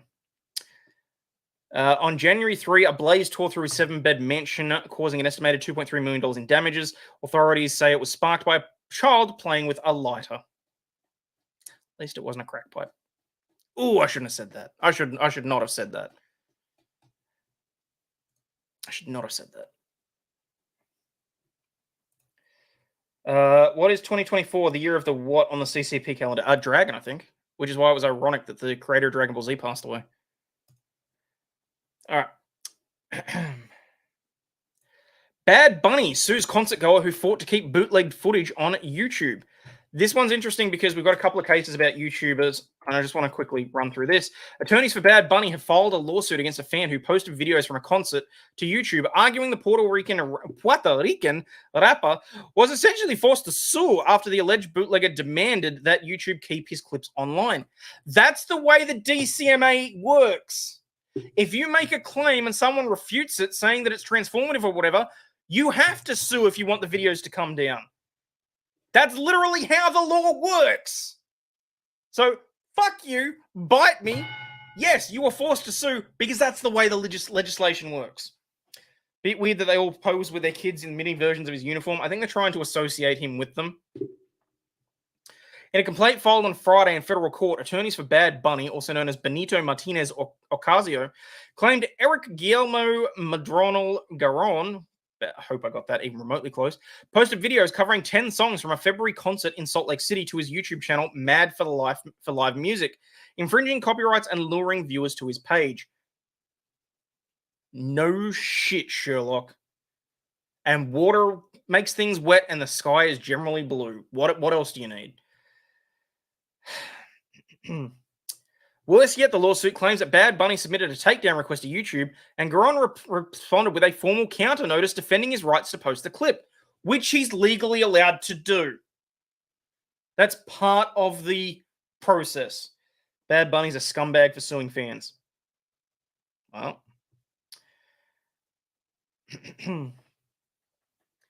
that move would legally require YouTube to repost them, unless that is Bad Bunny went to court to stop them.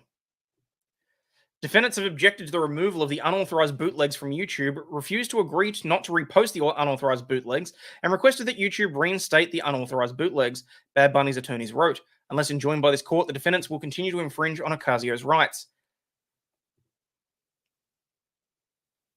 Oh, wow, 117 likes. Yeah, if you're not watching and you don't know what you're doing, maybe just think about hitting that like and subscribe buttons. Such disputes over online content happen all the time, but they're usually handled without a lawsuit. Under the Digital Millennium Copyright Act, the DCMA that I was just talking about, artists like Bad Bunny can file a takedown request to online platforms like YouTube, requiring the site pull down the alleged infringing material. That's typically the end of the story, especially in cases of extensive footage of full songs. But the DCMA also empowers internet users to object to such requests if they believe that they've made a fair use of the materials in question, such as making it transformative, providing commentary, providing some sort of way that they've changed it. Bad Bunny sounds more like an OnlyFans handle. Yep. Question, who the fuck is Bad Bunny? A Puerto Rican rapper, apparently. Riba. Wait, no, that's Mexico. That was racist. In the case of Garon's footage, Bad Bunny's representatives filed a takedown notice for all 10 of the clips from the Salt Lake City concert, arguing that they featured unauthorized recordings of the huge hits like Yo Perrero Sola, Mi Puerto Bonito, Daquiti, and others. That notice initially succeeded in getting the clips pulled down. Yeah, because YouTube's required to do unless you file a counterclaim. But according to the lawsuit, Garon then filed a DCMA counter notice requesting reinstatement of the videos as soon as possible. In a copy of the notice that was included in the lawsuit, Garon argued that he made legitimate use of the content and that the takedown notice constitutes a serious detriment to his informative and outreach activities.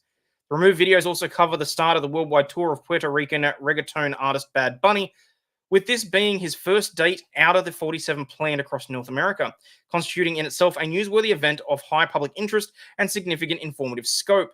In my opinion, the artist also benefits from the dissemination of the content in his own promotion, as his show is carefully captured, conveying the reality of the moment without alterations or post-production in the content. That's gonna be an issue. Bad Bunny on the hub was 100% a woman, not a SoundCloud rapper. Huh? Bad Bunny is totally a porn name for a girl. Yes. Here's the thing. The DCM Act, Digital Copyright Millennium Act, is very straightforward and very particular. YouTube, Google, whatever the content platform is, have specific requirements. If you submit a DCMA notice to them, they have to pull the videos down. If the respondent to that files a counter notification, they have to put it back. That means it's an argument between whoever has posted the videos and who is alleging copyright ownership of the video. Yeah, if you want that taken down, that generally results in a lawsuit. That's how it works. Poor baby is upset because he thought that the Digital Millennium Copyright Act acted in some different way. Wasn't his first choice for a name, but Bad Dragon was already taken. DCMA needs an overhaul, specifically being thrown out by SCOTUS. That'd be nice.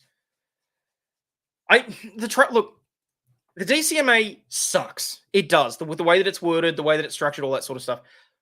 I'm concerned about what would otherwise be put in place, though. Like, I don't mind the structure at the moment when you think of the horrifying alternatives that could be put in place. DCMA is so abused. Yes, it is. In my opinion, the artifice benefits, blah, blah, blah. Under the DCMA, that move would require YouTube to repost Garon's footage unless Bad Bunny filed a copyright infringement lawsuit within 10 days.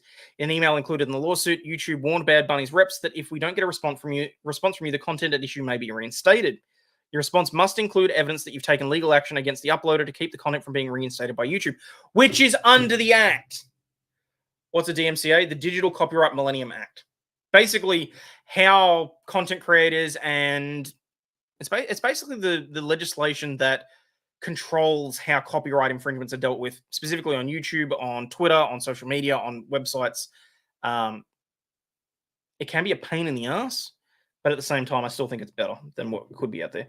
DCMA is a dialectic DCMA. We need better alternatives over the DMCA. Yes, I agree with that. Oh, what's the DCMA? Okay, yeah, fine. I'm switching the words around. Give me a break. The new UN rule, maybe. Usually, evidence would include a lawsuit that against the producer, which names the YouTube URLs at issue and seeks a court order to restrain the alleged infringement. On Friday, Bad Bunny's lawyers did exactly that. They argued that Groan's video did not qualify as fair use that would entitle him to reinstatement, and that they instead violated his rights. Each of the unauthorized bootlegs, both individually and collectively, negatively impacts the market for authorized use of the Bad Bunny works. Among other things, luring YouTube viewers and associated advertising away from authorized videos. The lawsuit also accused Groan of violating federal trademark laws by using Bad Bunny's name in promoting the clips, and of, violating federal law specifically aimed at bootlegging.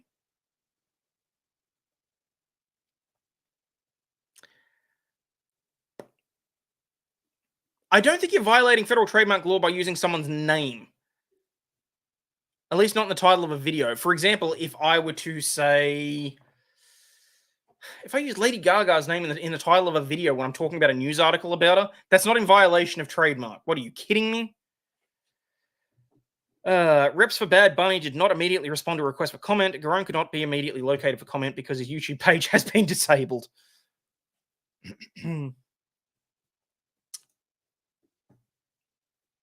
All right.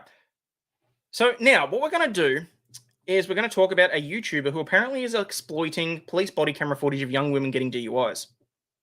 And then we're going to exploit a police body camera footage of a young woman getting a DUI.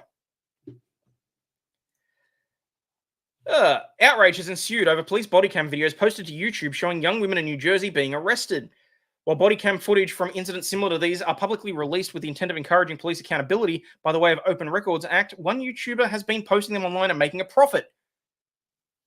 No shit, you think? Most people are on YouTube to make a profit.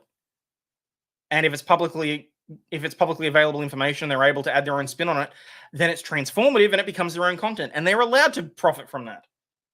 Well, duh. Police in Montville noticed one of their body cam stops on the YouTube channel and heard from other police agencies that the people operating the website had only requested DWI stops involving young women, some being underage. Cough, public info. Reminder that Bad Bunny is Puerto Rican, which means he is less American than most Canadians. Vince! Exploit away, thank you. This one's just interesting because she starts crying for mummy and she pulls a gun on a cop. So I'm going to exploit the hell out of that. So we received one, but speaking with other chiefs, numerous other chiefs have received similar requests. According to the reports, one woman asked a YouTuber to take the video down of her stop, but was told she would have to pay to get it removed. I don't know what the legality is around that. It depends whether or not whether it's transformative content or not. I live in New Jersey. You don't want to end up on YouTube for DUI. Don't drink and drive. Freaking nitwits. Legislators are now looking to protect young people caught in embarrassing situations, especially women who seem to be exploited because in many of the videos they are underdressed. Oh yeah, see, that's just creepy and that's just pervy. No. This legislation, while it recognizes the importance of the OPRA, which is the public records, it would help curtail this kind of abuse, said Senate Republican leader Anthony M. Bucco. You'd have to get a person's consent before posting their image to the internet. I'm sorry, what now? No, that's taking it a little bit too far. Put in regulations in terms of what can be released, what can't. No. Oh, you have to obtain a person's consent before posting their image to the internet. Don't be a drunken hoe. It's not complicated. Exactly.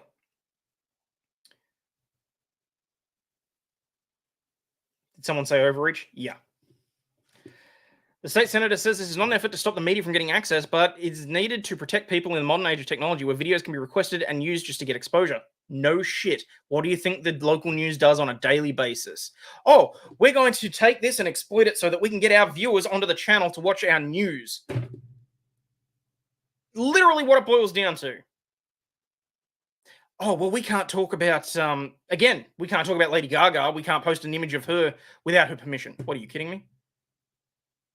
Someone say don't be drunk for it. Oh, Examoon, that's bad. Drunk behind the wheel in a nightgown. What channel? I don't know, Channel 7, the local news. That's what I'm saying. Like a local. What I'm saying is this is not okay when it's a local TV news channel that's airing this sort of stuff, and you're saying that people on YouTube or on other platforms need to get consent from the individuals before posting it. Like, don't get me wrong. I specifically don't give people permission to clip my channel, mostly because I want to profit and exploit it myself. But this is severe overreach, in my opinion. Absolutely do not give the government more permission to hide information. No, absolutely not. All right, so let's move on to this. It's a whole 10 minutes long, and then I've got to get out of here because I've got to do stuff. But, all right. So, DUI arrest goes wrong. Girl grabs gun and screams for mommy. Save me, mommy, save me. Every day, police officers meet many different people, each with their own story and situation. But what happens when these everyday situations become suddenly dangerous? I can't tell if this is a recording from a TV show or if this is one of those AI voices. If it's an AI voice, it's doing a lot better than usual. Examoon, stop it. You're trying to stir up trouble. How about studios that copyright strike videos which use their trailers? That's bullshit. If the purpose of a trailer is to promote the video, then no one should be copyright striking any channel that ever uses that. Define underdress. We're born naked, so any clothes is overdressed. Well, I don't know that I agree with that, Tiffany. Just banning people from making anything beyond them talking in front of a microphone. Pretty much, yeah. It's exactly what it does. Driver's license? I don't have it on me, but my cousin had passed away, and I just need her. That's why I moved back. I don't have my cousin's gun on me. Stop. Don't reach. Don't get a gun. Yep. Wow! Okay, that's a concealed carry, but we can talk about that later. I didn't know. I'm sorry.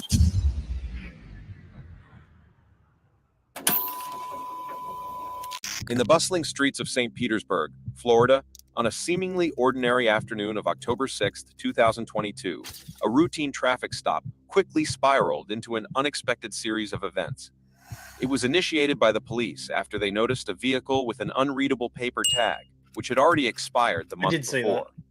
Approaching the driver, later identified as a 21-year-old named Sydney, officers immediately detected Sydney, no relation. Signs of impairment. Hello, driver. This stop's audio and video recorded. Okay, you've been stopped for a license plate. I can't understand what your plate's reading there. All right, so I just drove to Georgia. So I've been trying to get my car registered and insured. I'm going to my mom's house. She's supposed to be doing it. Okay, all right. Because I couldn't register and insure it because the paper was signed wrong. But I'm going. She got my. So paper. that tag's expired, right? That's on the back of the car. I just found that out just yesterday. Okay, all right. Do you have a driver's license? I don't have it on me, but I know my driver's license. Why don't you have your license on you? I forgot it. All my stuff is in my mom's car. I'm meeting her right now. Okay. You want me to call her? No, what I want you to do is write your information down here for me. I need your Florida driver's license information. Do you have a Florida driver's license? I'm from Rhode Island. Have you ever had a Florida driver's license? No, I just moved down here. Sydney's explanations seemed to stumble over one another, revealing a tangled web of excuses and worries about registration issues and family. Oh, the tangled webs that we weave when we are lying through our teeth to a police officer to try and get out of a ticket. Family matters. So Sydney, how do you say your last name? I'm just gonna, yeah, my mom said that she was helping me. Like, we tried to register it yesterday. All he did was ask you your last name. How do you pronounce it? How do you spell it? So we can run the license check. Yeah. Well, she said that, they said that the person that sold me the car didn't sign in the right area, so we had to fix it. And I forgot the car, I forgot to take the car. We'll figure it all out, but you got to give me a minute, okay? Right. Do you have any paperwork for this car inside this car? No, it's in my mobile car. No paperwork for the license plate? No, can I get the picture from her? It's in her car because I tried to register my car yesterday. Wait, what? It's a mobile car? She understands how cars work, right? That they move forward and backwards, left, right, depending on which way you drive the steering wheel. I'm pretty sure all cars are mobile. Why is it only 2 of the cars understood you give the cops tow trucks at least 1 car's width when passing? Because some people are just idiots. When you're drunk like that, never ever talk to the cops. No, just never talk to the cops. I'm not answering any questions about my day. I'm not answering any questions about where I'm traveling to. Here is my license if necessary. Am I under arrest? Am I free to go? Am I being detained? No? Bye. No, that's okay. What I'm going to have you do is set your phone down and come on out over here and stand with the officer on the curb, okay? While I figure out this car, okay? Despite Sydney's attempts to explain away the expired tag and missing license, officers pressed on, suspecting something was amiss. It is always shut the She fuck up. looks like she's got impairment, and you can smell the burnt cannabis in the car.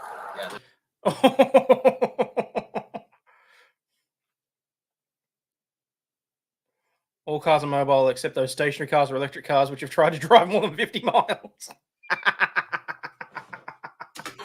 So she's actively driving a smoke. Oh, there's some in there? It's old. Like, okay, yeah, that's fine. She's been active smoker with us now right before she got in the car, but she's slurred speech. She got several things going. Okay. What's she balling now? Yep. Yeah, The smell good of old I burnt smell cannabis weed. lingering in the car only added fuel to their suspicions. It was clear that Sydney had been actively smoking while driving. As the interaction unfolded, Sydney's emotional state became... How the hell do you prove that? He literally said, oh yeah, there's some in the car, but it looks old.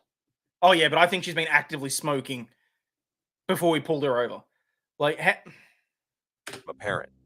She tearfully mentioned the recent passing of her cousin and her urgent need to reach her mom. Hey, Sydney, can you stand up for me? Stand up so we can talk, okay? Let's step on over here in the shade. What are you upset about? My cousin. So my cousin had passed away, and I just need her. That's why I moved back. Cause I don't got no one. I just want my mom. Why does that have? What? Okay. Well, your mom's not in your car when you were driving, right? So there's not a problem with you being out. It's not, but I just I'm not from here. I don't like being alone. And I'm going to work. If you're worried about that license plate, we're going to figure that out. That's not going to be a huge deal. Let me tell you why I have officers here. Okay. Yeah. In just a few seconds, I'm going to do a roadside evaluation to see if you've operated a vehicle while in a state of impairment off of the cannabis that you've been smoking. You can't Don't operate answer a vehicle that. in Florida after you've consumed, ingested, or whatever controlled substances. When I leave, like how I just walked out. So we'll talk about all that. I just left my mom. Like literally, I just left her. And I was like in the parking lot, and then she told me to go drive the car. woman, stop. Close your mouth. Stop talking. Just stop. Here's a way to test if cops know weed smells like. Casually spill synthetic skunk spray in the trunk. See if they think it's weed. I bet that will get them mixed up. Cousin passing away is never a good argument to tell the cops when you DUI. Nope. The I smell cannabis excuse always just immediately makes me skeptical of what the police found because they use it even after illegally obtained evidence. Yeah, or if evidence mysteriously appears. And drop it off, and that's it. Okay, and we'll figure that out. She said she was gonna meet me. I just want my mom, please. Yeah. But amidst her distress, the gravity of the situation began to sink in. She was being evaluated. It was at this moment she knew she fucked up. For driving under the influence of cannabis. The field sobriety test commenced, with Sydney struggling to keep her composure. From the horizontal gaze, nystagmus, HGN test to the one-legged stand, each task revealed further evidence of impairment. Would you take off your glasses for me? I can't. Yeah, just take them off. What? Okay. Take them all the way up, just put them in your pocket. You're not going to have to read anything. All right. See the tip of this ink pen? Tell him you're selling coke and keep 6 packs of soda in the trunk.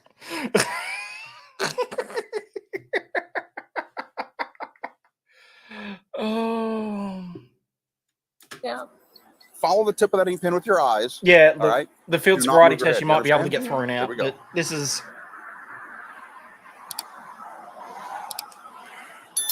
Oh, look at that! Telling you to hit the subscribe button and turn the notifications on. Doing fine. Doing fine. Yeah, doing fine because you know she's failing. Open up the eyes. Open them up. There we go. Don't move the head. Yeah, Xanax is not a good mixture in this situation either. Open up the eyes. Don't move your head. Do you smoke probably about 1 gram a day then? Yeah, I don't smoke a lot. I don't. I really don't. How many times a week do you think you smoke? Probably like 3 or 4 times. 3, 4? Oh, I don't smoke a lot. Probably like 3 or 4 times a week.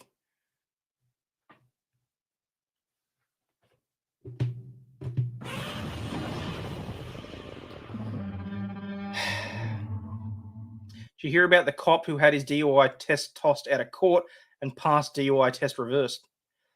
I did not hear about that. Cops are such loser bullies. Yeah.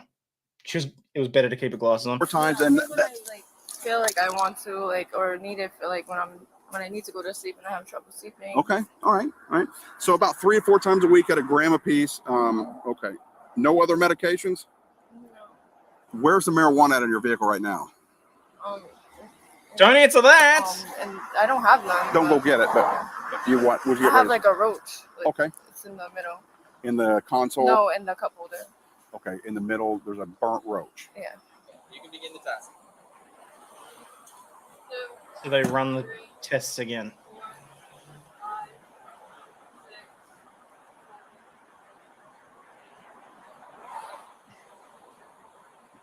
Continue the test, just like I demonstrated.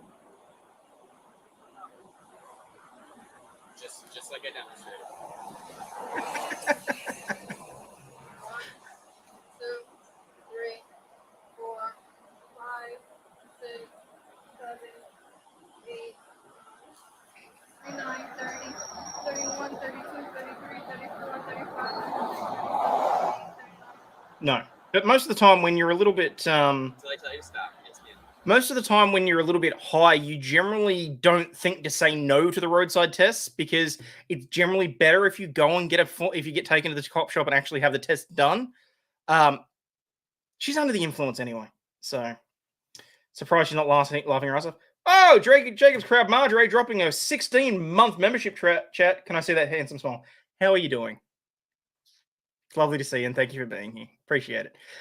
Trouble is now I can't do now I feel like I'm being fake about it. But hope you're doing well.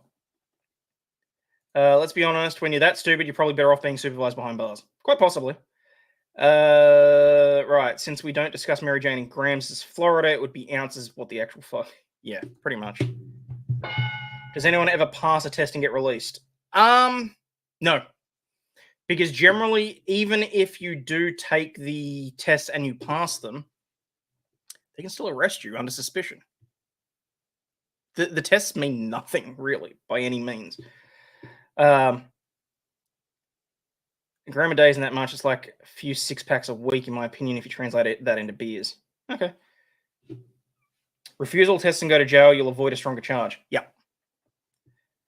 Not that that's in any way legal advice, but, just don't be an idiot about it. You can stop. Amidst the evaluation, Sydney's distress escalated, pleading to call her mom and expressing concern for her younger brother. Why? Brother, I need to call my mom to get him. Can I just call her? So, Not yet, but I mean, yeah, give me a moment. I'm allowed to use my phone, they said. Who told you that? That's what, the law is, right? They said No, that not at all. to That's record and stuff. nowhere near the law. No. But I need to call my... Wait, what? Did he just tell her that she's not allowed to record interactions with the police?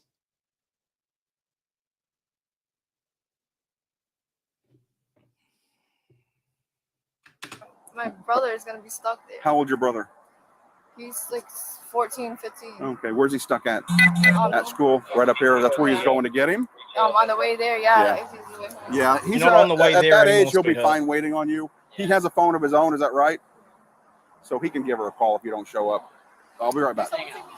Despite reassurances from officers, the situation intensified when a search of the vehicle unearthed a concealed weapon. Sydney's panicked reaction to the discovery heightened tensions. Officers quickly moved to secure the firearm while attempting to calm Sydney's escalating emotions. All right, we're going to place you under arrest for suspected DUI, okay? No, I know he said that she couldn't make a call, but she also said, but that's the law, right, to record and stuff. And he said, no, that's nowhere near the law.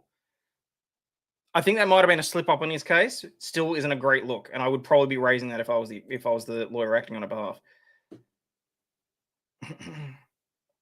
If arrested, they can take your phone. Yeah, she said she thought she wasn't allowed to record. Officer said that's not right. Cop has the most cop mustache ever.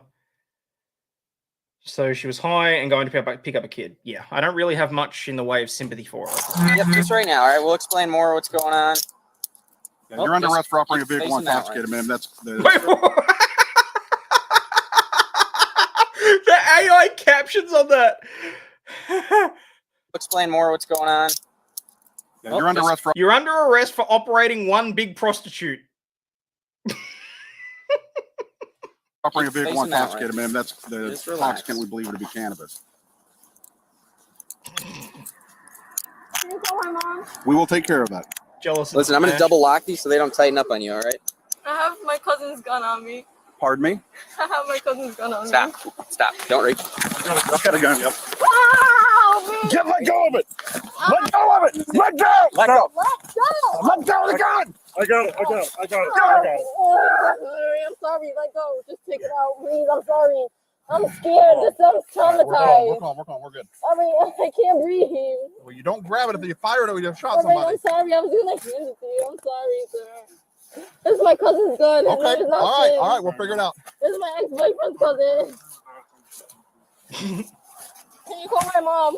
No, you'll do that later. All right. Let's finish the search. Yep.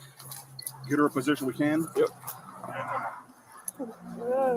Wasn't going to say it, but great success did for me. Despite her protests and promises of innocence, the situation had escalated beyond repair. Like it wasn't already beyond repair. Oh, man. I might be pregnant, too. I don't know. What?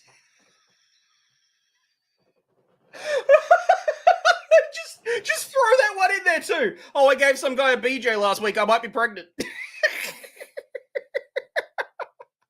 What's the legal size limit on prostitutes before you're not allowed to use them? Oh, what, 90 pounds? I don't know. Oh my god. Was it her cousin? All right. Is she searched? Yeah, Let's bring her up. Go ahead and stand up. I'm up. Stand up. Here we go. Can you pick Stand my up. glasses? Stand up. Stand up. Yeah.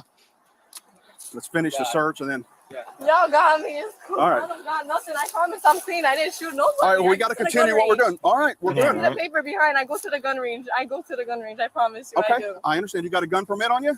No, but I go to the gun range. They Okay. allowed That's a to. concealed carry, but we can talk about that later. I didn't know. Just shut up! So do you have a permit for the carry? No, but I go to the gun range.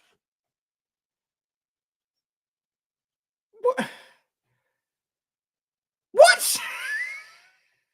Sydney's having a very bad day. Well, I'm Comfortable with our sorry. search? All right. They allow us to Allegedly bring armed. guns to the gun range. And though. allegedly pregnant. All right. It would have been nice if you'd have told us about it from the beginning. In the end, Sydney faced charges of carrying a concealed weapon. Oh, hang on. You did her dirty using that photo. That's rough. DUI and obstruction without violence.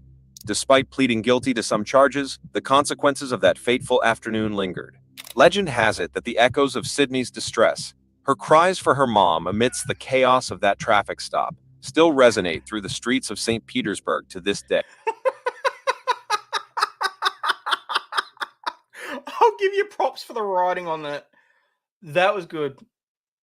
When refusing to give back stolen dog went wrong. Okay. Shout out to World Crime Chronicles. I have subbed. We may be using a couple of their videos down the track because that was hilarious. Legend has it, yes. If they weigh less than half a Lizzo, you have to toss them back. Okay. Oh, man, that was funny. That was really freaking funny. I didn't shoot no one, and I might be pregnant. Just let me go. Oh, no. All right, hang on. Let me just quickly do something here. Let me just check who's streaming because I need to go and do some work and stuff. Where are we? Customization. Who can go and make a racket to? Well, you know, who's doing the Crumbly trial. Maybe we'll do that. Yeah, there we go. I'll send this across to the lawyer, you know. Make some more noise, people. Let them know that the March of the Kangaroos, the Kangaroo Parade is coming through. But as always, people, please, for the love of God, remember, you are not a piece of shit. You have value and you do contribute to society, especially those to that I can thank and, thank you for those of you that have hit the like and subscribe button. But as always, stay healthy, wealthy, and wise, people. And I will catch you on... Wait, what? EVS is streaming Trashcast? I don't know that I want to send people across to EVS. Do the Crumbly trial. Oh, yeah, I'll send you across to this Crumbly trial because I want to know about it anyway. But anyway, I'll see you all later because fuck this shit. I'm out. Cheers, peeps. Oh, and don't forget, always remember, Unfortunately, some members of the media use their platforms to push their own personal bias, and agenda to control exactly what people think. This is extremely dangerous to our democracy.